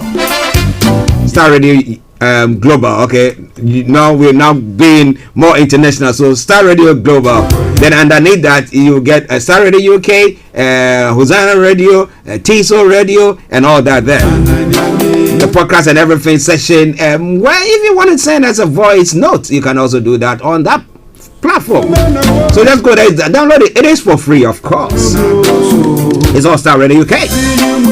What time now? 7 minutes. Oh, okay, let me say 6 minutes to the top of the hour. Exactly in the next 6 minutes, I'll be opening the lines for you to add your voice to the discussions. But I'll be joined by my colleague and co-presenter, Mr. Frank Davis, who is in the house. So let's go to him and let's say good morning to you, Frank. Archie, good morning and good morning to our listeners, our viewers, wherever they are. What can we say? It's morning. It's a morning, but afternoon, evening, and even dawn somewhere as well. How are you? I'm doing very well. Great. Okay. Listen, Mr. Frank Davis, for you. Now let's go and have a look at some of the other stories that is making the rounds, and then we move on from there. But a quick one from what has happened in Nigeria pertaining to the Lekki toll gate inquiry that took place and recommendations that have been given. And I was saying that, well, because it's been made public, in your experience, do you think that government can come out with a white paper saying something contrary to that, to the recommendations there? Actually, whatever contrary they're going to say, they've said it already. When this incident happened, the government was on overdrive, trying to back the security authorities and pushing back any finger that is pointing at their what they call implicating the security forces in this. One would have expected that probably government would have taken a neutral stand, say, okay, we want to investigate it. Yeah. Yes, I'll give them credit for instituting, because they could have had to at the same time say, no, we're not going to do anything about it. This commission for inquiry and other things. I give them credit for that. But comments that came from the officials and other things, blaming the protesters, I mean, did not help events. Now, if they're going to issue a paper now, the best thing we will expect from them, if anything, will be to say that, look, we're going to follow through, I mean, the full recommendations of what they call it. This inquiry, because you see what happened after the protest. All government did was to change the name from SARS to something. That's what they did. Which did not solve any problem. That's all. Did not solve any problem. So if they went to do a similar thing, or come out to say that, oh, we've already reformed the forces that were involved in that, it doesn't work out that way. Because the comments, the posture of the government from the one when this incident happened, it's not something that endangers, it doesn't command confidence at all.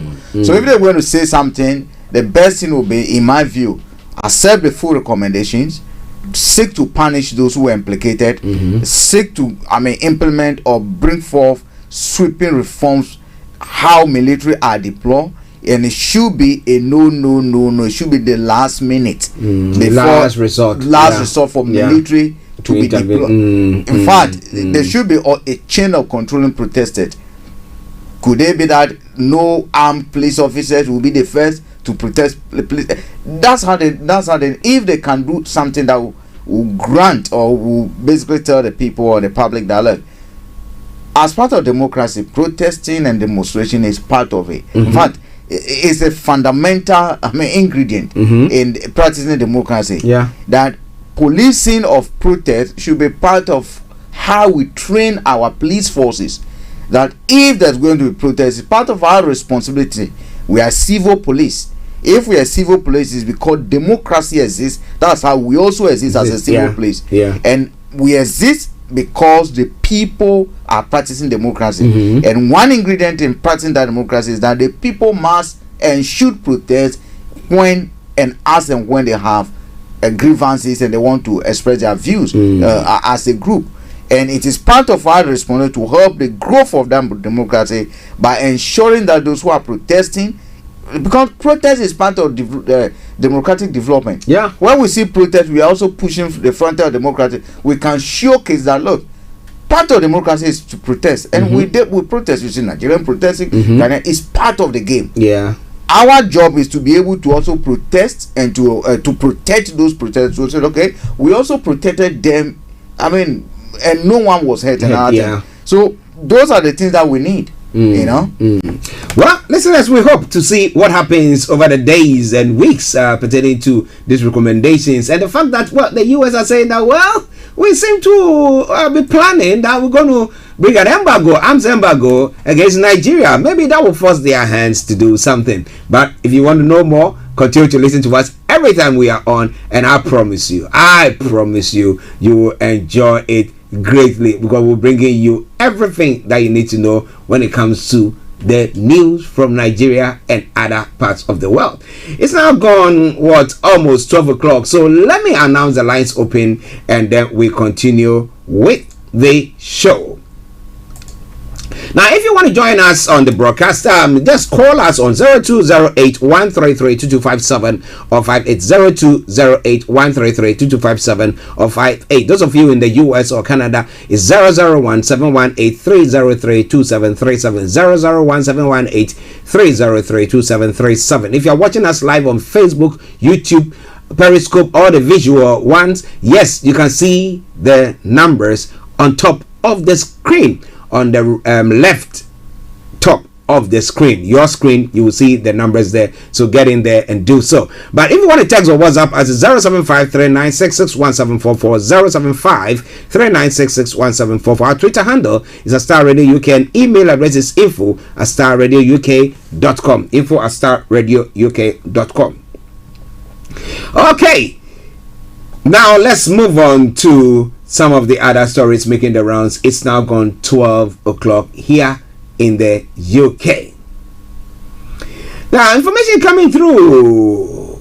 Public inquiry to be held into Novichok death. That is breaking story coming through. A public inquiry will be held into the death of Don Sturgis, 44, who was poisoned by Novichok in Amesbury, Wiltshire, the Home Secretary has said. Priti Patel said Ms. Sturgis' inquest could be converted into a public inquiry to examine any Russian involvement in her death in 2018. Ms. Patel said she hoped that the inquiry will bring comfort to the family. Ms. Sturgis died after she and her partner, Tally Rowley, came into contact with a deadly nerve agent. Well, so as the inquiry continues or resumes or starts, we will make sure we bring you more details of that from. But that's a breaking story that has come through here this morning. But Frank, I mean, the person has died. After this part of the world, we like inquiries a lot. But this is the case where we know the Russian authorities will not, no way, release these individuals to come here to come and face any charges. Those that we are alleging that they were involved in it. So what's the point? Actually, it helps in knowing, finding or finding the truth about whatever happens, what might have went wrong is good. Do not forget that this could be one of 1,000 attempts on lives over here. Security agencies take it very serious when their borders have been breached. Other nationals have entered the country to conduct or do whatever operation. There are threats on lives of people on a daily basis. Intelligence failure is what we are seeing over here. Because under normal circumstances, that is why they got spies. That is why they have people within even the Russians who have spies within the British security. Vice versa. Vice versa. How come these people were able to enter the country without the security agencies knowing? Are you getting me? Yeah. That's intelligence failure. If they knew, how come they were not able to trail them? Are you getting me? How come they came in, conducted a successful operation, and left the country through the how? So basically, the inquiry established. Then it's not a lot of things that the public will get to know, but there will be things behind the camera that will inform the security agencies also. It could be that one person might have been sleeping. You never can tell. Yeah. So any times it's a serious matter for your borders, your security apparatus to be breached. It just tells you that look, anyone can breach you. We are not safe. We are not safe at all. Yeah. Okay. When it comes to building of confidence in the government, well, on Wednesday night, MPs did vote to tighten up the rules on what they are allowed to do to earn money on the side, or at least that when there are precise proposals, they will make decisions on it at some not entirely precise date in the future. Now, number 10 hopes that it will be the end, or at least the beginning of the end of the self-inflicted fortnight of bad headlines and claims of sleaze that have come day after day after day, and with that allow the government to move on to make noise about what they are trying to get done. Rather, the things that are going wrong, will they get their way? That is a question that is being asked. Now, yesterday, if you follow proceedings at the House of Parliament, I mean, even at the point, the Labour leader was calling the Prime Minister a coward, that he couldn't stand up against his own people who were doing wrong. And the Prime Minister, doing a meeting inquiry, MP's inquiry, did say that he admitted, he said, look, I can tell you assuredly that I drove the car in the bright daylight into a ditch. Okay, so but you see that the Conservative government is now having a very low rating. Yeah. What the public does not want and what the public frown on more is when there's issues of corruption and when there's clear evidence that the government is backing people who might have done wrong. And you will recall how the public reacted during the lockdown when Cummings actually went, and the Prime Minister seems to be, I mean, he came publicly to back him. We saw again the inquiry that was done. In fact, after yesterday, I don't know what the results were. Yesterday there was a hearing in court that was ongoing between Priti Patel, the Priti Patel case, where an investigation established that she actually got involved in bullying civil servants, head of nothing was done, and the Prime Minister stated that he has full confidence in her. So that issue, what they call the unions have taken, the labor unions have taken that issue to court. That they're accusing the Prime Minister of failing to act on inquiry, undermining the civil servants. Now, if you look at that again, and many others, you look at what happened to Rab. You look at when he was in even this Afghanistan, what they call the Afghan repatriation thing, and then he was on holidays. People were calling for. I mean, he said that even again, you enjoy my full backing. I mean, even Mr. Kisa too. Enjoy my full backing. He has to take a decision to resign. He has to take a decision to resign. Now, if any time the Prime Minister has come or things like that have happened, the Prime Minister has failed to act, you will see the public confidence in the government going down. There's one notable case that for those who might have, I think fellas or you all might have known it. One guy that stood by Tony Blair, Madison. Madison got involved in something not even to do with corruption. Madison, I think, supported some having to do with a visa issue for one person that is connected to him and other things.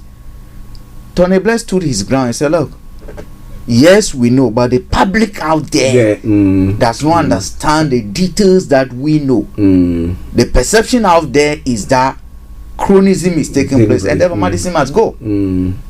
Are you getting me? And that saw I mean Tony Blair's image going up. Because people don't look. He's someone who frowned on any wrongdoing within his government. That is what Boris Johnson has failed to do. And today people will tell you, even Theresa May demonstrated that more than what do you call him? And people will now tell you that Johnson is the worst leader Britain has ever had. Okay, that's what they'll tell you. It's because of some of this, because when the public expect you to crack the whip. And I don't know why politicians refuse to do that, because Archie, sometimes someone is playing number 9. He is not performing. You still want him in your team. The technical bench are still part of your team. The ones on the bench waiting to be substituted are still part of your team. If England is calling 23 footballers to go and play, they are members of the England team. So if today one leg has been chopped off and you want to use that same leg as number 9, whilst there are people who are able and capable, but the person can be in your team and sit behind the bench and get the leg healed. Are you getting me? That is what, look, if you look at Lai Mohammed in Nigeria, you look at why people are now on President Akufo-Addo's head. It's because you've had so many reports coming up, and the president, the best the president has done is to endorse them. And that is what we see Tony Johnson doing. I mean, lo and behold, the public are now beginning to rise up in anger against it. I mean, a rule was there, someone violated it, you quickly went trying to change the rules. The question that I asked is, if Captain Tom had done the same thing, may his soul rest in perfect peace, and had it not been that, probably he reason to become a hero for raising over 40 million for a good cause, do you think anyone would bother? No. Do you think if this man were they'll find and that is what the public does not want to know, that the privileged are creating rules and systems that benefit and profit them against the ordinary people. You know, but they did something that was very, very wise. If not, it would have brought, their position, plummet them properly when it comes to the polls. Because you look at the Labour Party was going to have a press conference. The Labour leader was going to make a statement pertaining to the sleaze and all that. Then a couple of minutes before then, we had the Prime Minister going on to make a statement saying that I don't agree with this thing that people are doing, this sleaze, blah blah, double work or whatever, second jobs and stuff like that, and spoke against it. And that was what took the wind out of the sails of Labour. If not, I don't know what would have happened. But that was a good one. I mean, whoever his strategies are, I think are doing well, seeing what is happening. But do you think that he's got some strong man? Because earlier we had Dominic Cummings there, and Dominic Cummings was the one dictating pace. Do this, do this. Actually, they should be blessed. They have he might be a backstabber, but I think Govey is a very strong is a very strong guy, and credited with some of these chess moves on the table. And sometimes there are people within a party who might not. It's for everybody that lies this bojo business, and there are some people who think that, look, yes, you might be the party leader today, but never in our history are we going to allow this to happen. You recall even what happened when there was a U-turn on what do you call it, N9 insurance. Thing. You saw within the folks, the ranks and file of the party rising up that, look, we believe that principles must be respected. Promises are promises for a reason, and if we've told the people that, look, we're not going to increase this and you're not coming to do it, you're costing out a lot of fortune. I do. Kojo is online. Listen, let's start already. UK. We have got, let me say good afternoon to Prince Adebanjo Israel Bemi. It says good afternoon, Starr, and good afternoon to your Prince. Thank you very much for joining us as well. But let's go to Kojo D, who has joined us from South London. Kojo, good afternoon to you. Good afternoon, Archie. I thought it was the new Prince, you know. He's Prince Kojo D.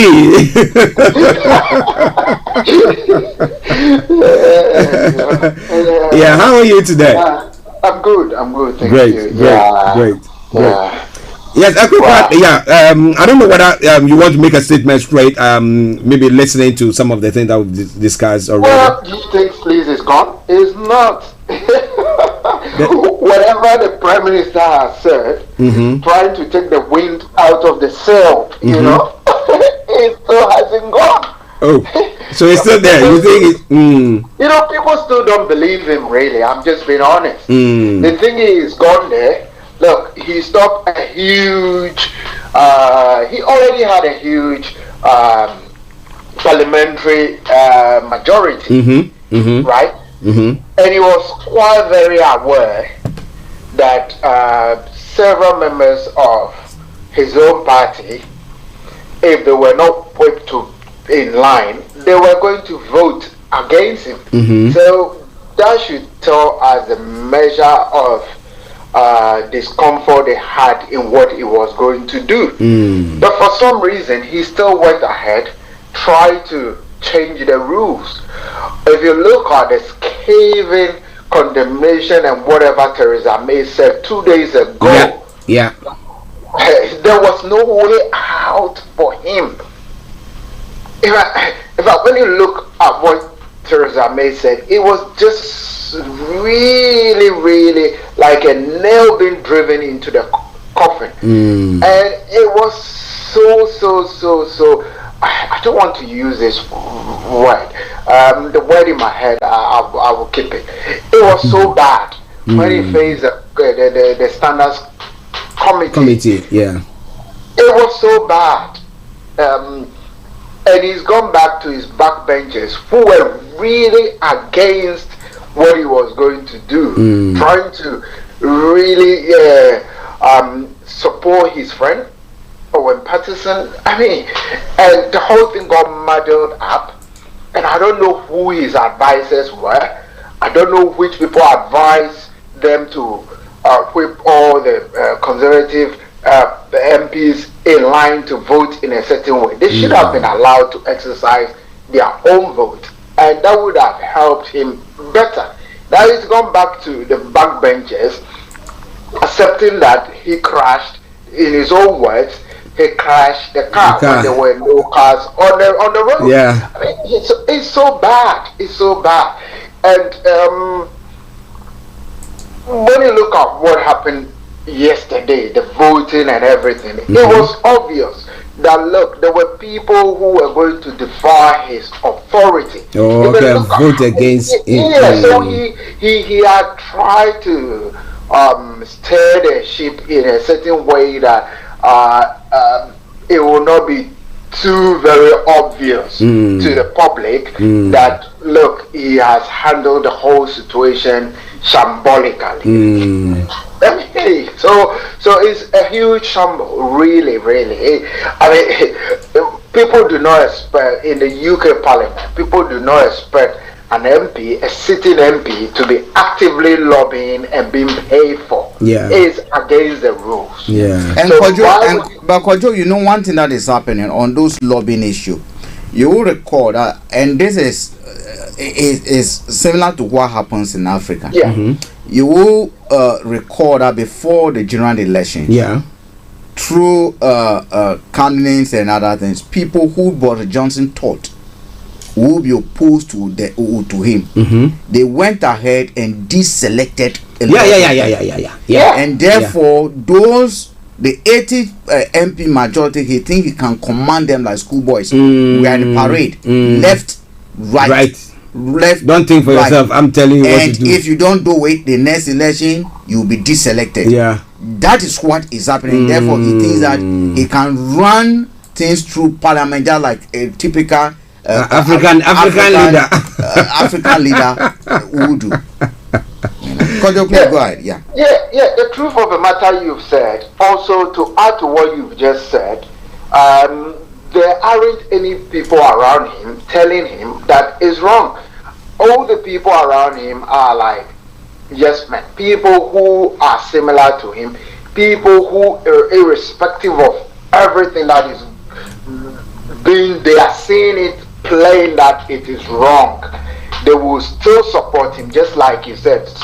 A lot of the African leaders are of the same ilk. They surround themselves with people who will not be a strong opposition to them, or people who will not look them up in the face and say, look, the route we are taking is wrong. He wants people who say, yeah, let's go for it.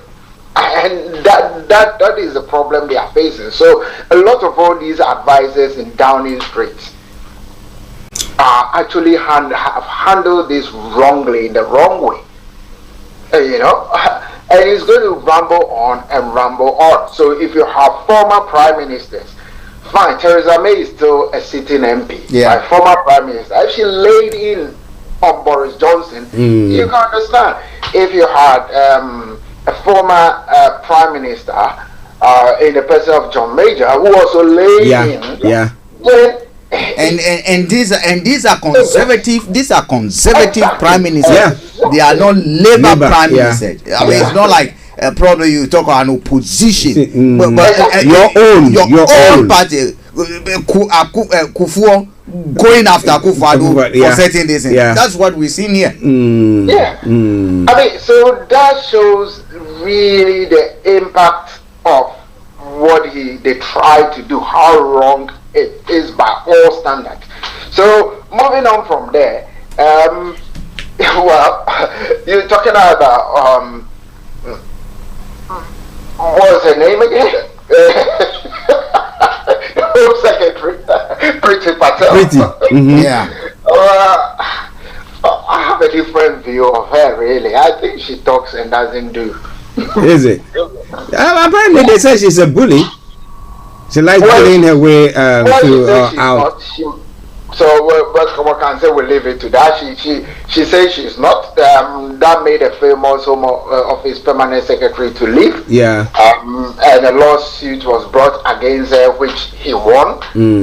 But she has categorically denied that she isn't a bully. But from some of the actions that we understand she did, if it were any ordinary workplace, the boss would have been in big trouble. But she said she's not. She issued an apology and said she's not a bully. So I would say we leave it at that. But I think she kind of have a lot of rhetoric, and again, is one of those Brexit supporting ministers. So you have to understand where this is coming from. And she was famously sacked twice. By Theresa May for one for lack of judgment, one for inefficiency. So, but she's come back into a more senior office role. So, what would you say? I mean, she's mates with Boris Johnson. So what can you say? And she's what do you call them? A protected species as well. If you poke them, they say, hey, it's a woman, it's a minority. So you have to be careful. That's what I'm saying. She talks a lot, but I don't really see any action. But I think on this occasion, they are going to carry it through because there needs to be some closure to the victim. It's not only sadly somebody lost their life, but there are other people like a police officer who had never had his life repaired. So you'll be having medical conditions throughout the rest of his life, although he didn't lose his life. And other people like the woman's partner who also didn't die, but also have medical issues as a result of ingesting that. So I think that would be in order to bring some closure to the victims. And that being said, the father and the daughter has never been mentioned before, and we know Russia is not going to send any of its no way. That's similar like the US. So it's not only the Russia that does that. US also doesn't extradite its citizens. But they want people to be extradited. They want our praise. Lie. Okay, listeners, it is Starr Radio UK 12:22 the time. That is the edition of the morning show. I have got today in South London, and I've got Mr. Frank Davis with me in the studio. I'm Archie. Now, breaking news coming through: a killer who launched a deadly stabbing spree in Birmingham has been jailed for at least 21 years. Zephaniah McLeod, 29, attacked 8 people as they enjoyed a night out in the city in September 2020. One of the victims, 23-year-old Jacob Billington, was killed while his friend was left with life-changing injuries. McLeod of Netley Grove in Selly Oak, Birmingham, previously admitted manslaughter and 4 counts of attempted murder. Okay, we hope that that will also bring about some closure for those who, the victims and those in that community. But it is Star Radio UK. It is your favorite African and Caribbean radio station in London. Let's quickly touch on this story and then we go. It's about social care cap. A quick one. The financial help the financial help poorer people get to cover their care will not count towards a new cap on costs. The government has confirmed. It was announced in September that from 2023, no one in England will pay more than £86,000 in care fees during their lifetime. Now it has been specified that support payments from local council will not count towards this personal limit. Now Labour said it makes the cap an even bigger con than we initially thought. Now ministers argue it will mean that people don't reach it at an artificially faster rate and means testing for support is becoming more generous. However, critics say it will make the cap harder to reach than under a previous version suggested during David Cameron's government. MPs will vote on whether to support the plans next week. Cap on social care. Archie, it's very difficult. It's very, very difficult. I don't know whether they're going to factor in the haves and do not have it, or it's going to be just a blanket cap. To some extent, in certain situations, you want a cap because it shouldn't be the case that your money that you be taking it. Are you getting me? I mean, it shouldn't be that case. But it's a very, very difficult situation. I mean, in all this, I mean, those who have it are not going to suffer. I mean, they don't care whether you introduce a cap, you don't introduce whatever. I mean, they don't want to know. They don't care about it. Or they have investment. They have a lot of assets that even the insurance and other things they don't depend on it. Is just a bonus for them. It's just like telling someone who changing his car every 12 months that he's a pensioner, he's qualified to get a bus free, what they call freedom pass. What does that? So whether you include the freedom pass or not, he doesn't give a monkeys. He doesn't give a monkeys to it. I only hope that whatever they've done will help the poor of the poorest of the poor, the most vulnerable in the community. Because actually, look, there are some people as a direct care is becoming expensive. Very expensive. Very. Spending time in a care home, a private care home, it's very, very expensive. And if you're going to live long and your assets have been stored and other things, and you can't do anything about it, you know. Let's hope that the MPs are able to debate it, think through if it's going to happen. But now Labour is raising a red flag. Let's hope that government will listen, meet, be able to say, okay, these are the red flags that they've raised. What can we do? Can we paint it a little bit? Can we tweak a little bit to make it a bit? To make it on con. Because they are calling it corn now. Let's ask Kojo, do you think government can make it on corn or a bit cool? I think what people are really worried about, let me put it this way, people's worry is, for example, if we all have mortgages, towards a certain point in life, we might have finished paying the mortgages. And our houses appreciate up to a certain level, then the social care system takes all the money from us within a year. And that is why people feel is quite very wrong. And there's somebody else who never actually built any inheritance for his children. There's somebody who probably spent all his money. Well, and don't forget, when some of these mortgages and inheritances are being built up, equity are being built up in properties. Sometimes the very poor people who have struggled to reach there, they have done that at the back of things that they could have put towards. Enjoyed during those times. That's the word. That's the word. Sacrifices. They've sacrificed a lot, and their children might have also suffered in that sacrifice as a result. And now that whole thing being taken away from them, that's how they see it.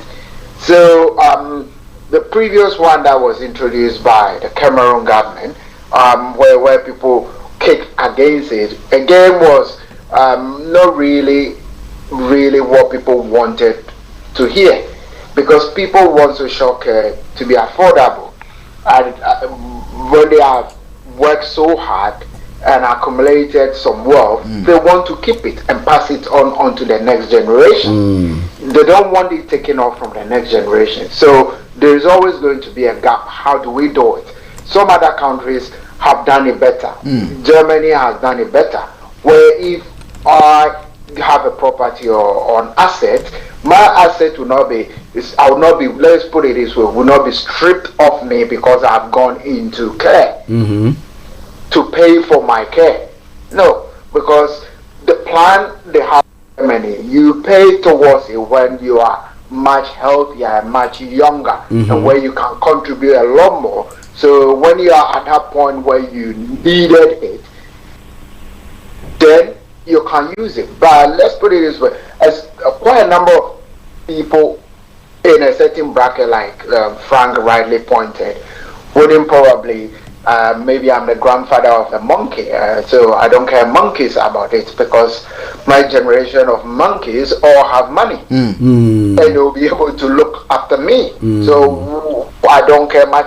And you can see the poor or the people somewhere not in the middle class, not at the top of the food chain, somewhere just not at the lower end of the food chain also, somewhere there, they are the ones who suffer the most. So I think something needs to be done.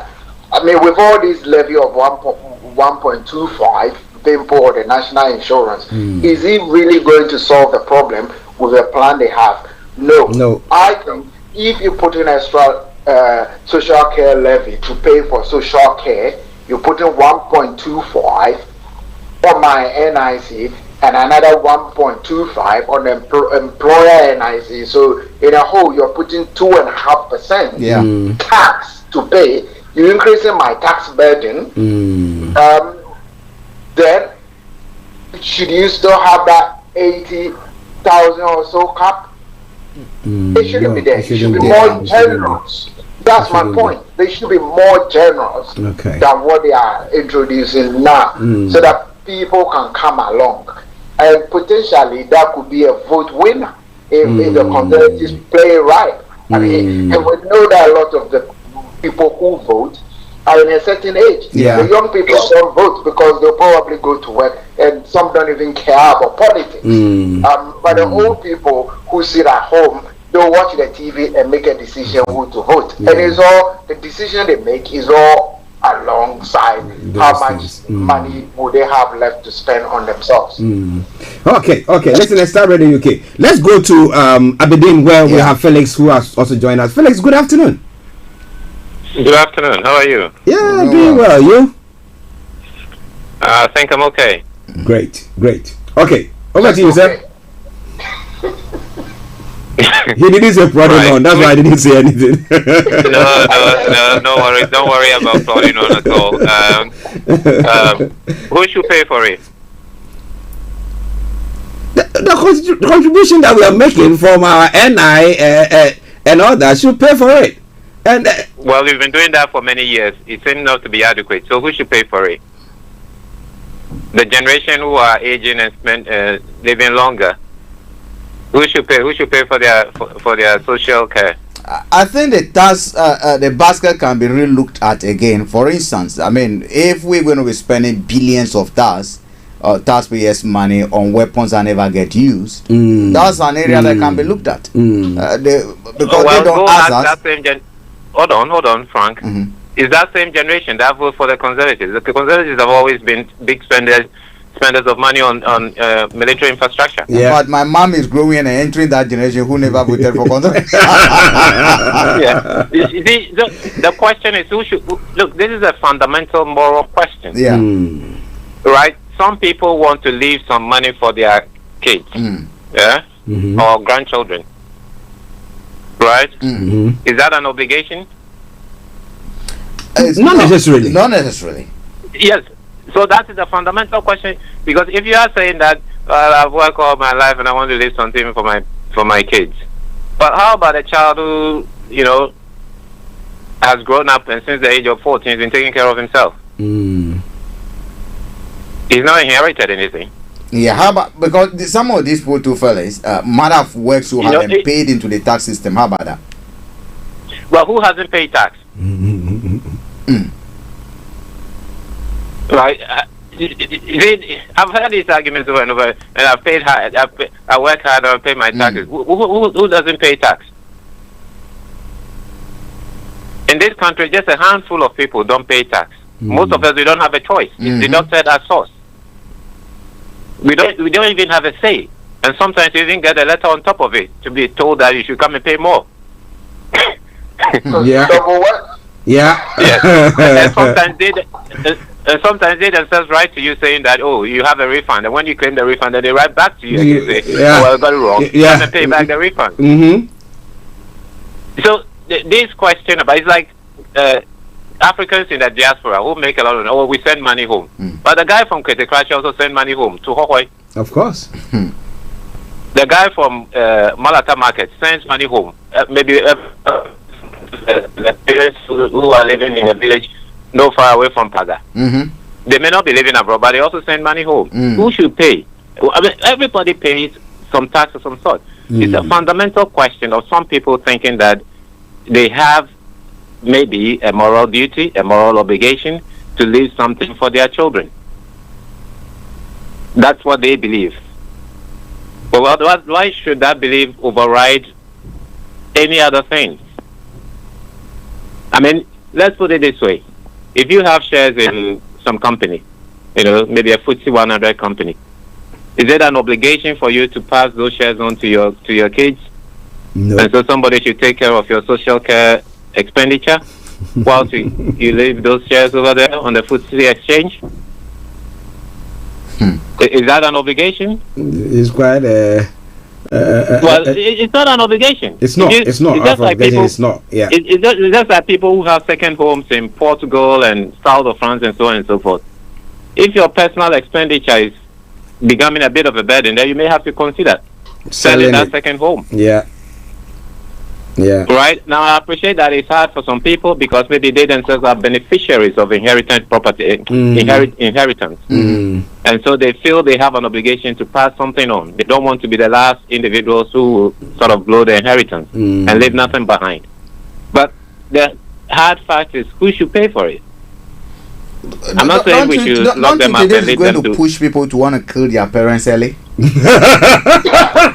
I don't know. Look, in countries where people once again, I may go to these Scandinavian countries. In countries where people are a bit more level-headed, they've accepted that this is a reality, and that's why they pay a lot of taxes. But in this country, for some reason, there are people who are even flirting with the idea of, Singapore type of tax system, where if you can get away with it, don't pay. Yet at the other end, we want perhaps some of the best that the social welfare system can provide. Well, who should pay for it? Particularly if you are not, shall we say, a country such as Canada that is self-sufficient. A country that can lock its borders and still will be able to feed itself. This country has never been that kind of country. We couldn't. Yes. There are just a handful of countries in the world that can close their borders and they will be self-sufficient. This country has never been there. So it will always have to rely on tax money from the generation that may not need the taxes now to feed the generation or pay for the cost of the generation that need the tax money, but they can't work. And so it will be the younger generation that will pay for it, and the older generation will spend it, right? the issue is this particular older generation. They've had a lot, right? They've had a lot. Some of them. They've had a lot of it. Some of them. Yes. Because if you speak to my Jamaican brother who came here, faced discrimination, only had to go through the system in a very difficult way, managed to get a property, and now being told that, look, I'm going to lose it all. They'll tell you, I don't know what I'm going through, you know. Yeah, you can say that, but well, I get where you are coming from. But let's be honest, we are just on the fringes of this argument. Let's be honest. I mean, most of our people, those who are successful in inverted commas, that is those who wish to go back home after living here 40 years, they will still go back. Most of the time, we don't live more than 15 years after we return. Right. So. And even when we leave this country, our pensions are readjusted. They don't pay us the same amount of pension should we be staying here. So we are just on the fringes of this argument. Yes, there are our population numbers are increasing, but the real issue has to do with the natives, those whose country it is. We are just on the fringes. Look, I'm not saying what I'm saying is correct, but it's a fundamental argument. We should pay for it. Whilst you put aside your 4-bedroom house in Surrey, or 4-bedroom bungalow for your kids to inherit. Why should the chap whose parents have lived in a 2-bedroom ex-council flat that they've now bought, and they've also struggled very hard to live in that property? Why should their child be paying for it whilst you pass on your 4-bedroom bungalow to your children? So do you think that there should be maybe a percentage, let's say 40% or 30% of whatever, so poor or everybody There are only two solutions to this. The countries that have done well in this, who have accepted a matured argument, you accept that this is the cost of having to keep an aging population and a certain quality of life, and you pay for it through taxation or whatever. But you let your people know that it has to be paid for. So it's about time the Conservatives stop making this message to be a low tax party and that sort of thing. Because the reality on the ground doesn't bear that out until or unless you decide that the national debt is going to go up and up and up and up and up. But they can afford to do that because they have something we discussed on your show many times, exorbitant privilege. So they can do that. On the other hand, they may just have to go to the British people and tell the British people, look, this will be the cost. You either put that cost yourself, and therefore whatever savings you think you are putting into brick and mortar, when the day comes and you can't work anymore and somebody else has to take care of you, then that's what will be used to pay for it. It's as simple as that. Because there's a fundamental moral question. Why should people who have significant savings living in 4 or 5-bedroom houses, why should they be allowed to preserve those while the younger generation are being overburdened with taxation all the time? So that's the question. Do you want to be... Kojo? Set out to say, sorry Archie, sorry to talk over. No, that's okay. Yeah, what I was saying is that when we set out and I started, I said when you look at countries like Germany, they have successfully, in a way, cracked this nut. So why couldn't we learn from them? So people can still leave whatever assets they want to leave for their offspring. So if Germany and other countries have done it, Scandinavian countries have done it, why couldn't we do it over here? Instead of just being at the fringes and always promising the people we're going to fix the system, we raise tax by 2.5% to fix it, and we're still not fixing the system. You probably would do like a friend of mine's mom did, when she went on retirement. When she turned about 69, she sold her house, took all the assets from her house, and decided to go on traveling the world. Just blew the money. And when she went into social care, she had no access. Oh man! So she continues to do that. The children had nothing. She gave some of the money to them as gifts. Under the 7-year rule, if you give gifts out to your children every year, you give 3,000 out every year for 4 years. At the end of the 4 years, the first one you started is gone. So by the 4th year, if you still leave for a further 7 years, all the money you've given to them, they don't pay tax on it. So they won't kill you. When you are giving them like that, they wish that they won't kill you. They will pay tax. Interesting. Well, listeners, if you are listening to us, what is your take on the social care cap? What is the take? Maybe percentage will do, or maybe we will pay more taxes, and then we know that at the end of the day, whatever I make, I've already contributed my quota, and therefore I have to be taken care of in the best way they can. But what do you think? We want to hear from you. It is Starr Radio UK. In Aberdeen, Felix. In South London, Kojo D. With me in the studio, Mr. Frank Davis. I'm Archie. Now let's look at one other story from Ghana. Yesterday, I was going to say the Chancellor, the Finance Minister came out with the budget. Okay, I've been trying to search a bit on the Momo issue. I mean, again, it comes to where the poor. We still go and still tax them. Meanwhile, there are people who are working, making lots of money, not paying any taxes or getting away with it. Okay, and then the first one that I want us to address: why this name that's been given to every budget and given to the name being in Akan? I know if Kofi Ali is listening to me this afternoon, he will say, "Oh, Archie, thank you very much." This one they said is called Ajenkwa budget. Now, so assuming not Sawa Bruni.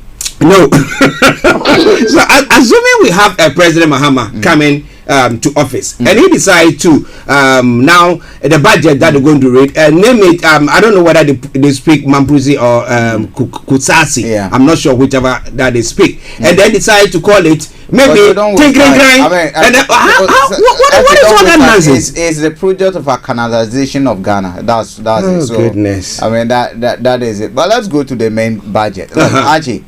I think things are falling apart in Ghana. Kojo know more of tax than I ever would know. But if you take the first item that you mentioned, which is the Momo, I think this is more than a Zacchaeus-nian era that we've been ushered into. Actually, I'm a teacher. I receive my pay. I decided to send my girlfriend £20, 20 Ghana. As at the time I'm sending the money, I am being taxed 1.5. Meanwhile, you paid tax already. I paid tax already. I'm being taxed more than 1.75%. My girlfriend received the money and decided that the uncle in a village is sick, and therefore sending that uncle 10 Ghana out of that. Again, that same money is being taxed 1.75. The uncle received it and said, "Oh, you know what? My neighbor's daughter is sick, just taken to hospital, and then I'm sending 2 Ghana." That one. So can you see a chain reaction in how they want to tax? They're bringing in production tax, transaction tax. And meanwhile, every transaction that is undertaken, there's a fee that is attached to it. Why don't you go after the profits of the Momo transactions, so that the telcos that have a free range, they can take all their monies out to a large extent. Their monies leave the offshore on a weekly basis. Why don't you go after the profits from that transaction than deciding to tax every transaction that is that why? Actually, those who are going to suffer more are those who are not in the banking sector. We brought in the mobile money to be able to rope in more people so that we can be heading towards again the risks involved in handling money. Digitalization. What we are he's just making noise. What we are witnessing now is the market women, the poor, like you said, who cannot open bank account depend on this, are going to. Is that why they wanted everybody to get Ghana card and register more? Registered by mobile phone? Honestly. Actually, even Zacchaeus didn't tax his people this way before he was whipped. So this. Let's go to Kojo. We'll go to Felix in a moment. Now, Kojo, what is your take on it? Well, Frank is trying to explain it, but my view is not a sender who is being taxed on their money.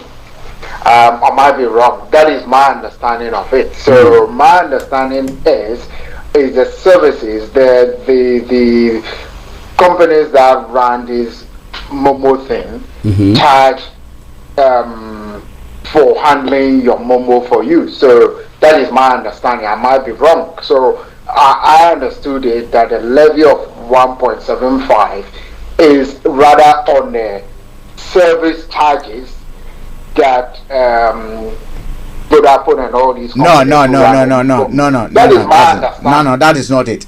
That is not it. Then I'm saying that is how I understand it. And that is how I expect it to be done. So, for example, if I have already paid, right? Maybe I went to MoneyGram and paid £5, and the money is transferred done by Momo. I've already paid for. No, okay, Kojo, let me read that. I've captured it here. Now, the finance minister explained it's becoming clear there exists an enormous potential to increase taxes revenue by bringing into the tax bracket transaction that could be best defined as being undertaken in the informal economy. Now, as such, government is charging an applicable rate of 1.75% on all electric transactions covering mobile money payments, bank transfers, merchant payments, and inward remittance, which shall be borne by the sender. Yeah. Except inward remittances, which will be borne by the recipient. So that does not necessarily mean that if I send 5,000, my 5,000 will be reduced by 7 point taxed by 7, or if I send 500, it will be taxed by 7.5%. That does not necessarily mean that. In a lot of places in Ghana, if you go to do a transfer, there are charges that are applicable to the money you want to transfer. So from what I understand, that's why I said I might be wrong, and I'm not sure how they're going to implement it. I don't think we know exactly what the mechanisms are at this moment. But from my point of view, which I may be wrong, if I go to Barclays now and I want to do overseas transfer, Barclays charges me a fee for transferring $2,000, and from my understanding, you pay 1.7 on that fee as a tax. It's not the actual money, so it's not like if I transfer 2,000, the recipient gets less of the 2,000. Okay, Kojo, what is the understanding of if I go? This is what it is. Because Osla has just been online now. I mean, explaining certain things, and what they're trying to do. You go to, let's take a typical example in this country. We go to Unity Link. We want to transfer money. You have a choice to either pay I'm going to transfer 100 Ghana. Yeah. I have a choice to either add £3 to it, or I'll be set charge. So you end up sending £97 instead of the 100. That's exactly what it is. And you see, again, Frank, you just made that premise. You can either send £100 and the recipient receives £100. No, 97. But no, sending £100 by less paying, the charges. But you have to pay the charges. But what it is, what it is, Kojo, there's already a service fee that is charged. In addition to that service fee, because that service fee is just like bank charges, like Kojo you alluded to, which we know transaction fees and other things. What they are telling you now, in fact, Osla just said that their calculation is that every Ghanaian that can send 100 Ghana from one point to the other is a rich person. That's what Osla has just said on media. That once you can, send Momo 100, you are a rich person. So what they are saying now is that when you are sending money to someone, they are charging you for sending that money. It's as simple as that. Let's go to Felix. Maybe he has a different. But our system already does that. Even if you go to a cash point in Ghana, you still pay the banks for using the cash point. Okay, let's go to Felix. It's not that way. Just a minute. Let's hear what Felix has to say. Felix. Hello? Yes. What is your take on this? Well, it's simple. Your country is broke. Yes, your country is broke. And since Mr. Bond a man who doesn't seem to know much about economics, but all he knows about issuing of bond. The bond market rejected its latest issuance. He has no choice, right? There's a better way to go about this, but these are very arrogant people. Dare I say, may I even add, ethnocentric characters? And I'm stating this starting with the point you made that it seems like these budgets are all being described with a certain lexicon from one of our local languages other than any other local language. But these are very arrogant people. You know, they think they know better than anybody else. People whose educational credentials are even increasingly becoming more questionable. Look, we've discussed this on your show before. I've always asked the question, why is it that the Bank of Ghana or the Federal Bank of Nigeria cannot have their own payment transfer systems where I could sit down on a laptop and make direct transfer through the central bank rather than through Western Union money transfer? We've discussed this on your show before many times. Yes, and if they do that, they will get more per £100 than what they are doing now. Because £100, I think, is about $2.90 now or something like that. That's what some of these people charge. Sometimes it may be £5 depending. But if they were to be doing this directly, they will get more, and they will get foreign currency as well, right? But the fundamental point is that your country is broke. You know, there are far too many people being paid to keep their mouths shut, and it's recurrent expenditure that is not bringing anything in return, right? And it costs a lot of money. Just imagine distributing SUVs about $100,000 or worth to all these big people in Ghana who are all keeping their mouths shut over the last 5 years. Yeah, more than that. Yes. And you don't give them the cards, go and put in their garages. You fueling it, you're giving them drivers. In some cases, you're even giving their children and grandchildren scholarships abroad that they don't deserve. And if you want to keep them shut all the time, keep them silent all the time, you keep spending on them all the time. Effectively, we've been spending on consumption. And after 4 years, there's nothing that is generating money. You know, it's just like you're running a business and you're putting in money and there's nothing coming back. At some point in time, you go broke. And that's where we are. It's as simple as that. It's just borrowing money to spend on consumption. And the money is no longer there. And I mean, a lot of the Western countries have their own financial challenges anyway, so they are not in the business of loaning money out. It's something they call donor fatigue. I believe you've heard about that. Yeah. So a lot of the Western countries are tired of giving African countries money. And if you look at 337 people to climate something in Glasgow. I mean, you should have gone there to go and question them, you know. It's as simple as that. Your country is broke, and they've got to look for money somewhere. End of story. Okay. Thank you for that. Kojo, you were making a statement. I think I might have just cut you rudely, but apologies for that. Kojo. Oh no! I stopped. I was trying to say that I might be wrong, but from where I stand, I'm not sure how the implementation is going to be. But if I were going to implement that kind of thing, I would be charging the services that all these mobile transfer companies charge for their services, right? So if I'm going to increase any tax, I would have increased it on the service charges. So I was saying that, but I might be wrong, that is how I understood it. But if that is not how it's going to be implemented, then it is really not right to reduce people's transfer. Right? So if I pay £3 to transfer, or $2.99 or £5 or whatever I pay to do this transfer, right?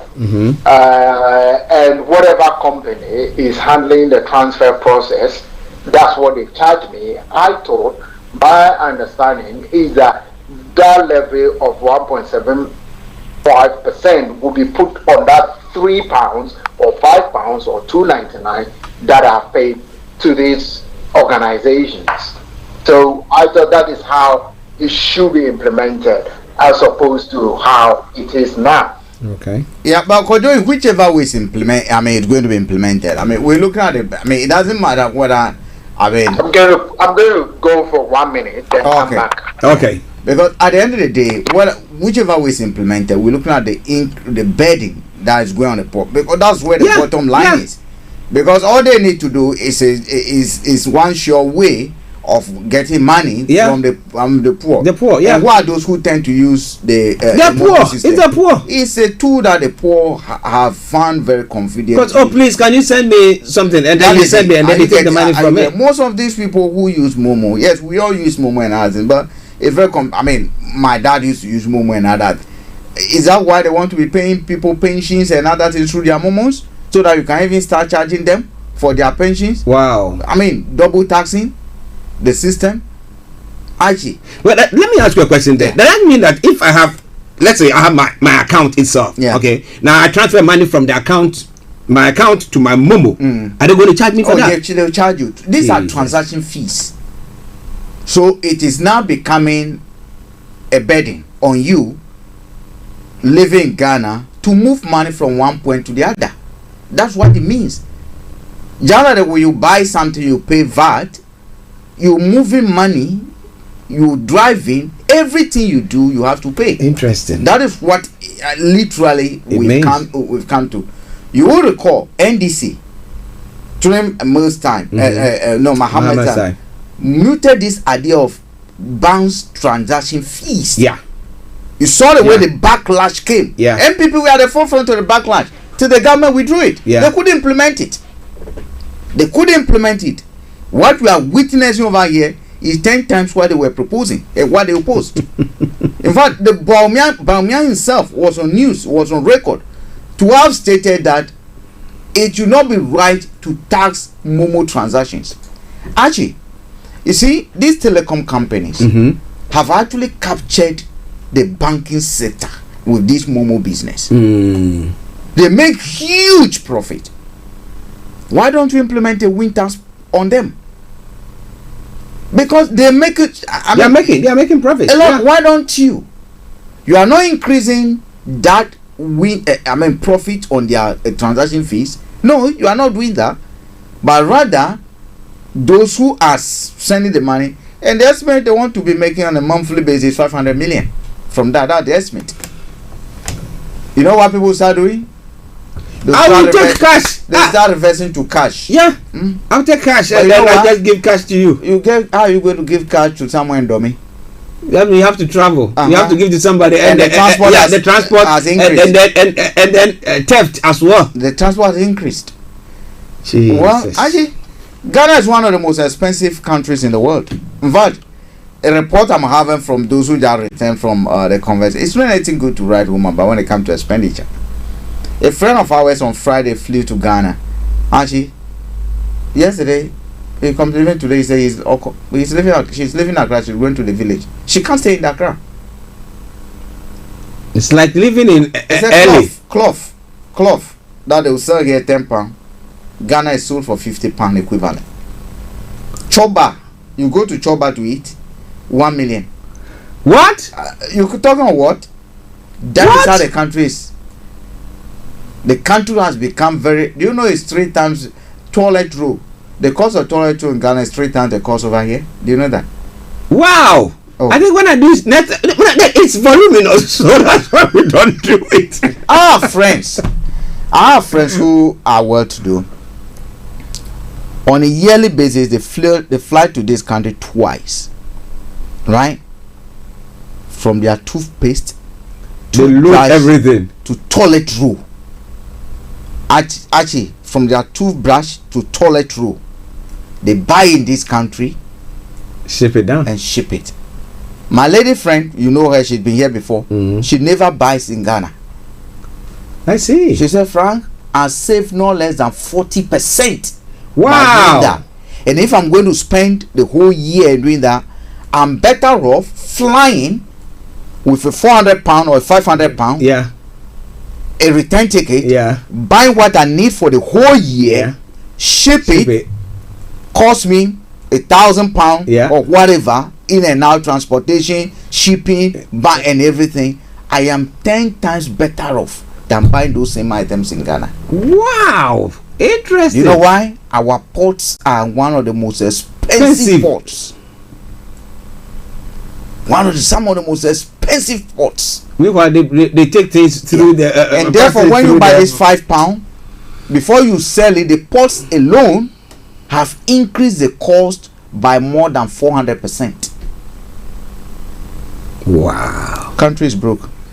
Country broke. All right then. Listeners, Starr Radio UK. 3 minutes past the top of the hour. Let's go to Aberdeen and let's have Felix give us his final remarks, and then we can come to Kojo as well, and then we can run up the program. Felix.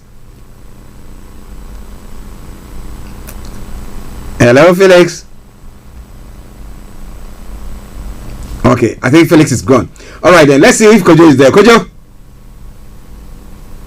Okay, Kojo too is not back. Okay, then let's run up then. Frank, your final words before we bring the program to close. Actually, look, I think the government should look at what is happening in Ghana, how the people are living, how people are surviving. It is nothing good for us to be saying that Ghana is one of the most expensive cities in the world. Accra, very expensive. Here is the case we want to attract people. I know government wants to raise money, but the first point of call the government must demonstrate, and the president in particular must demonstrate that we are all in need together. You cannot, and it is logically wrong to be telling people to pay more when you are actually wasting more. If Akufo-Addo today can come and say, okay, you know what, we're in this together, I'm going to stop chartering flights. I'm going to travel by commercial means for the next. If our jet is not that actually, people travel by commercial means. Say, look, we are in a very difficult situation as a country. I'm going to start by setting an example. I'm going to travel by commercial, because they can rent a whole cabin. I'm going to travel by commercial means. I'm going to review my travel arrangements. A lot of things will need to be done by the embassies so that I don't incur cost. I mean, attendant ministers are not going to travel. Embassies will undertake that. My internal convoy, I'm going to reduce it from 55 to 10. Are you getting me? I'm going to cut down my presidential staffers from 2,110 to at least 1,000. Are you getting me? Archie, practical proposals that we're going to start from the top to demonstrate that we are in it together. Leadership by example. I think citizens will be inclined. But you're not going to be telling people to pay more when you are bathing in the sky. It doesn't make sense. Okay, Frank. Thank you very, very much. I think we've got Kojo now. Let's go to Kojo. Kojo, your closing remarks. Really. My closing remarks simply will be to say that our government should be more prudent. I mean, African governments are wasteful, and I think we all here can tell that there's a lot of wastage in the system. Just like Philly said previously, our recurrent expenditure is even almost 80% of the revenue that the government generates. So how are they going to be able to balance the books? There is no way that they can balance the books. Our system will continually run into deficit, which means we'll have to always go cap in hand, begging for money. And how long can Western countries or more advanced rich countries continue to tolerate this kind of behavior when from time to time they write off our debt because we cannot pay? And how long can our system sustain itself just by running the countries the way we are running it? The answer is probably we'll just go in the same cycle of indebtedness to advanced countries. So something must change. and the sooner it changes, the better it will be for the countries. All right. Kojo, let me say thank you very, very much for that wonderful injection there as well. Okay. We'll catch up later. Right. Let me see whether Felix is still there. Hello, Felix. Okay, I know that Felix is gone now. All right then. So let me say, gentlemen, thank you very much to each and every one of you for your wonderful contribution today for on the program. Wherever you are tuned in or listening to us from, we want to thank you as well. As we know, those of you, especially on the African continent, it costs you an arm and a leg to listen to us or to watch us, and we cherish that greatly. And I salute you for that. But remember, this afternoon, exactly at 5 o'clock, we will bring you the renewed show. And on the renewed show, Charlotte Odum will be hosting St. Joseph's. Her Excellency Ambassador Dr. St. Joseph is an apostle of God and U.S. Peace Ambassador. Her credentials, paid full. So once they come on, she will be telling you more about them or her. They'll be looking at Stop the Roller Coaster. Well, are we in some game park or something where they're talking about this roller coaster? No. There is some details there that they're going to tell you about abuse and a lot more from that front. So make a date with Charlotte Odum exactly at 5 p.m. Okay, and then those of you who missed out on the BB Means Business show last Tuesday, there will be a repeat broadcast of that, taking stock business entities, looking back to 2021 and look at things that they should have done that they didn't do, what they done that they shouldn't have. I mean, a lot more from there as well, and their suggestions as well. So make sure you listen to that program. It will be followed at 7 by the Property Hour with KB Bossman and Vicky Newton. They always bring you a guest or guests. So which one is it going to be? You have to make a date with them for you to see that. But what I sign off this afternoon with a song from the one and only Jedu Blay and Boulay, and he sums it all up nicely for us. If you are in Ghana, well, he says what? Ajanyame Bonina Dosu. If you don't permit,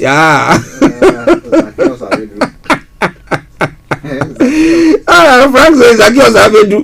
All right then. Maybe we have to catch Zakios, take him to Jesus to convert. Who knows? Maybe that will help. All right. So when the song ends and you don't hear from us, it's me, Archie, Mr. Frank Davis, Mr. Olayomi Koiki, Kojo D, and Felix saying have a top of the day. See you all tomorrow. Bye bye for now.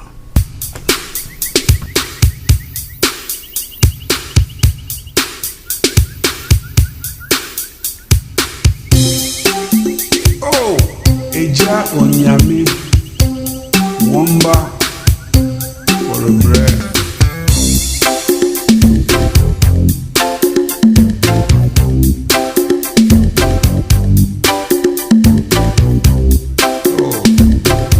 Oh, many yo. No, my 70.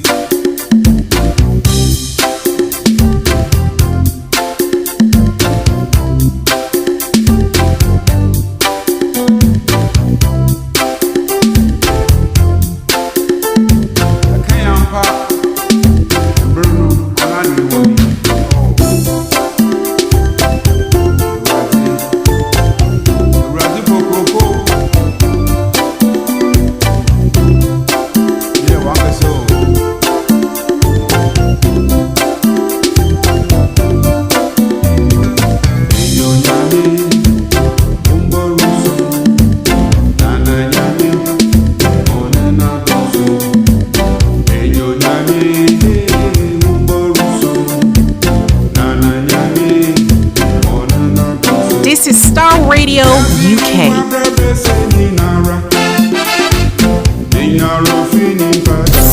Thanks for listening.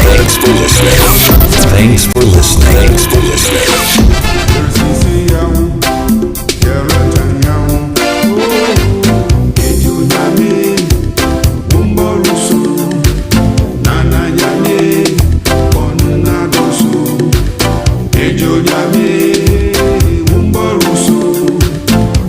Nyame